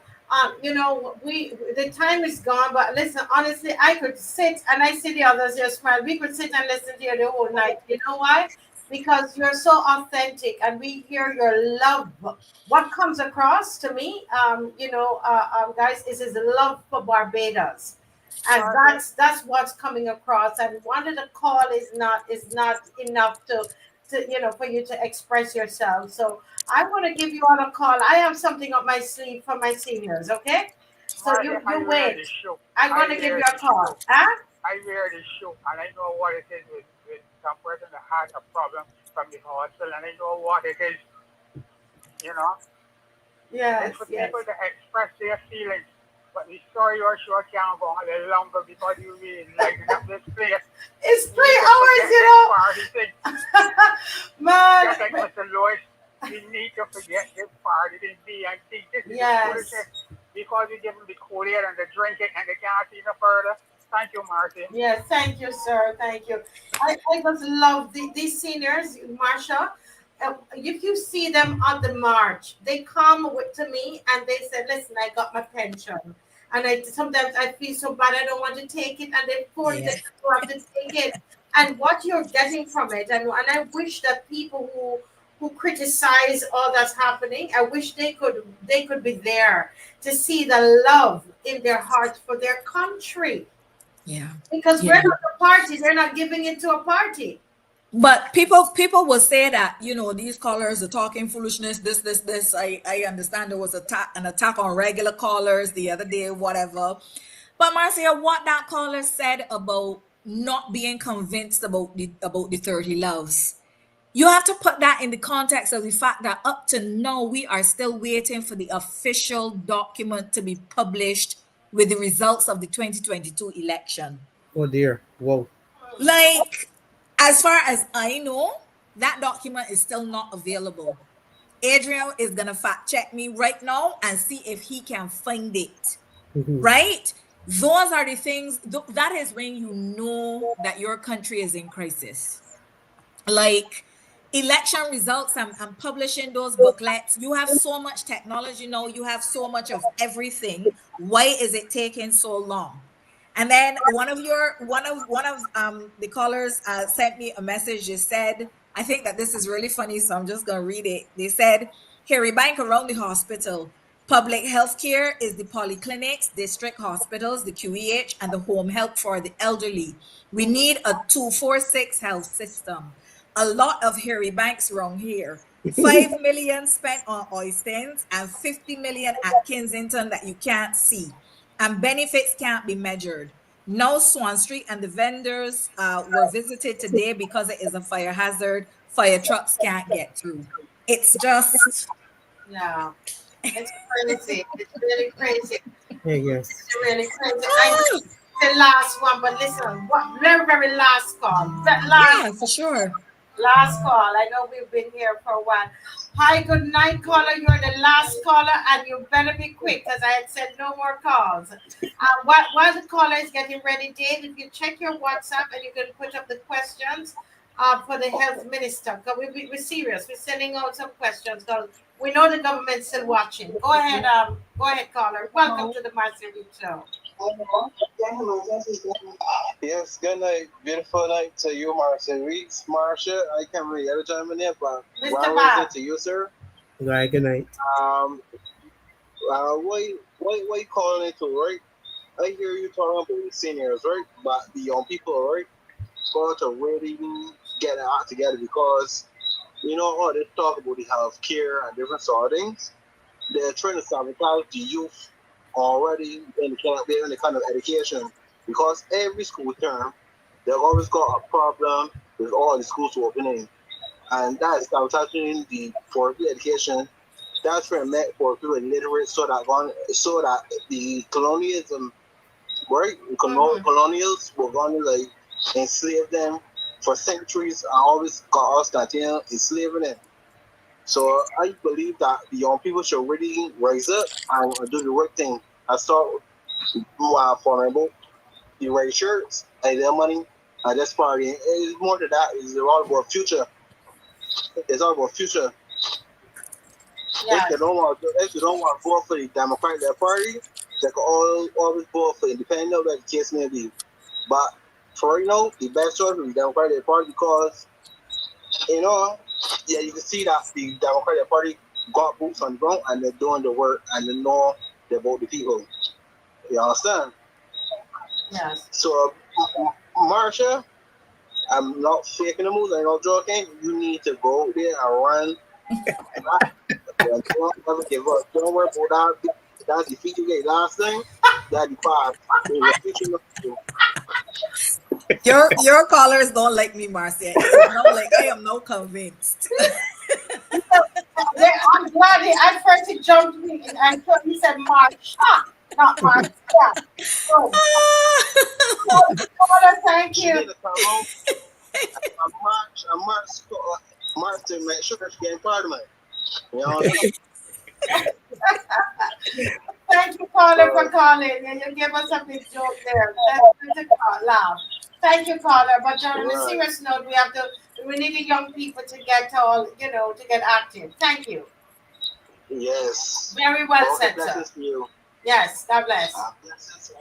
Yes. Okay. All right, wonderful, wonderful. What a lovely night we had. It's 10:10. We need to close. Yes. Here we have on the screen. I can't remember if either of you were saying something, and I probably had interrupted for the call. But I think this is so important that we read these questions for the health minister. I was reliably assured that people have been assigned, Marsha, to listen to the show from the government, and I love that. I heard that they're listening for us to mess up so they could sue me. But this is what I was told. Somebody within their camp told me that. But that's okay. That's all right. Once you can take back the information and you make the changes. So please write this down. Those of you who are watching from the government, take a screenshot of these. These are the questions. So the missing minister of health, the worst in the history of Barbados. This Minister of Health. Go ahead, do us the honors again, Mr. Bob, and read the questions to them. Question 1. Can you provide an itemized list of the equipment purchased under the Barbados 140 million procurement and confirm what is installed and operational? Question 2. Why is QH fundraising 2 blood gas machines when significant funds were allocated to the hospital in the budget? 3. What is the expected operational date for the linear accelerator and why is it not yet serving patients? And 4. can you share the timeline for completing all 24 wards refurbishments and the percentage completed to date? I think those are fair questions without a Very Q. yes. We're right, Marsha. We're Fair. out. Very fair. Yeah. He's Very on. fair. There were promises made by you, Yes. by the government. Yes. Yeah. So this is where we close, guys. Thank you all for being here. Tonight, I don't think we need any final comments. We have to do this again. Yes, for sure. We have to do this again. And that Adrian Hines who used to be on here with us. You remember? Yes. You remember? Yes. I don't see him anymore. He's out there doing research. I put it in. Adrian Hines. Fact checking. Adrian, come to the front of the class and jump on the program. I was asking Adrian if he could find the results for the 2022 election online. That's what I was asking Adrian to fact check. And I feel as though I deserve a reward because I've gotten to the end of the show. So I would like Dave to find me 2 selections. I want to hear Stealing Day. I feel like that is appropriate somehow. I am not sure how. And I would like to hear Ananija Woman. Those 2 selections, Beautiful. I would like to be the selections to take us out tonight. Listen, people don't want to stick in at 10 o'clock in the day. You can find Stealing there. Somebody says, Marsha, you are the gem. Give thanks. It was a good program tonight. Sang about those elevators. I didn't even know about those elevators. Yes. But Barbados, the thing is, why we look for the song. My biggest question is, what are we going to do with all of this information? Yeah. We had so much to talk about. We had someone sent me, a campaign promise that was made about the integrity, in public life. And I thank that viewer. I didn't even get to touch that, but we're going to focus on that another night. All of these promises, we're going through the manifesto, we're going through the newspaper, and we're bringing all of the broken promises. And if after you've seen all of them, you can't hold them accountable, I don't know. But your song is here. Woman is here. Oh, this is Woman. Okay. Adelaide. Go ahead, Dave.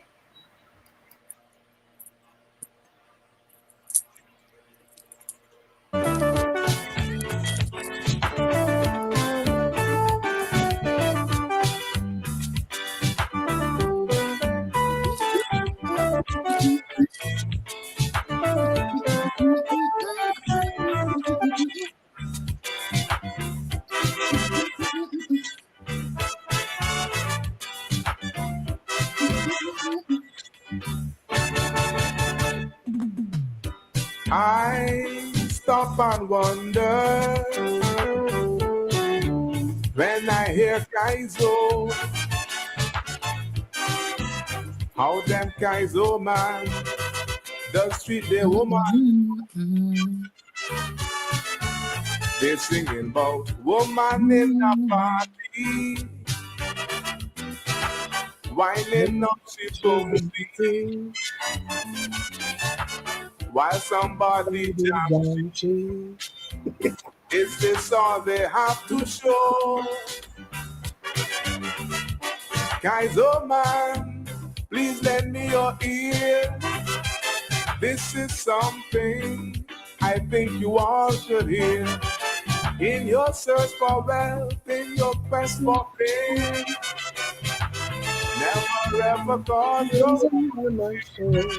To me she is mother of our children, bearer of life, my queen of friend, my woman, my wife. Come walk with me.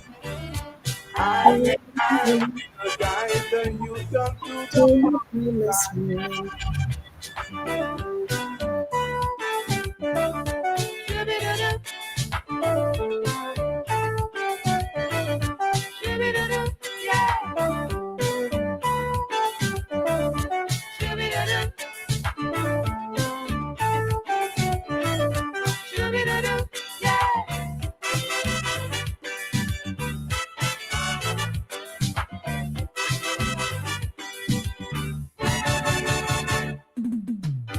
When in the beginning,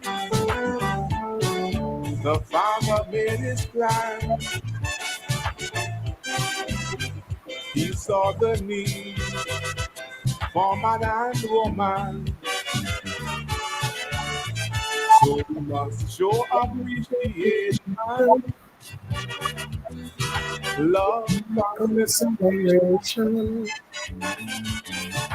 Stop the exploitation. It's time to take a stand. These songs you sing on the radio, every word the little children know. If you sing about woman jamming in a fest, how could the youth ever learn respect? To me she is mother of our children, bearer of life, my queen, my friend, my woman, my wife. Come walk with me, hand in hand, we will guide the youth unto the promised land.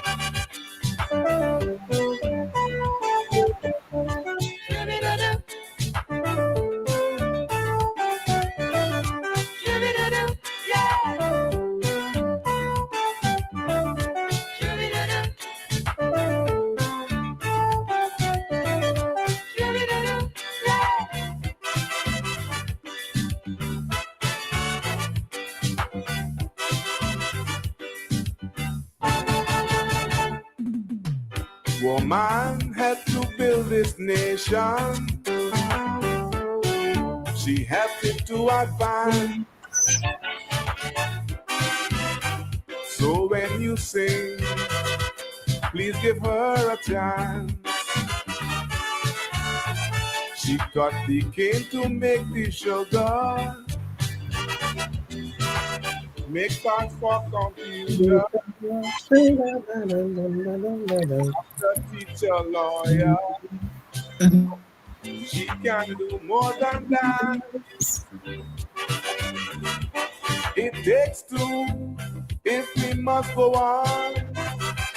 Without woman, the human race is gone. Just I know that what I sing is really true. It's time to give the woman her due.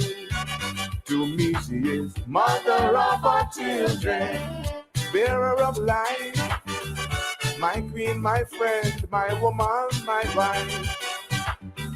Come walk with me, hand in hand, we will guide the youth unto the promised land, Mount Zion.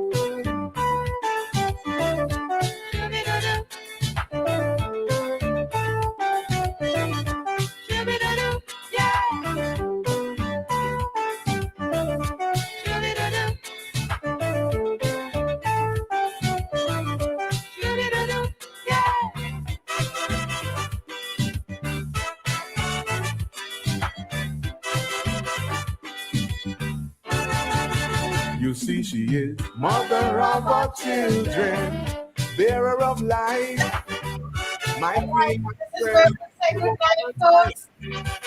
ALWYN, you see that when I start to sing, Marcia, turn off my mic. It seems like I can't get that $500,000 like Michelle. My career done before it start. Good night. We were good backup singers.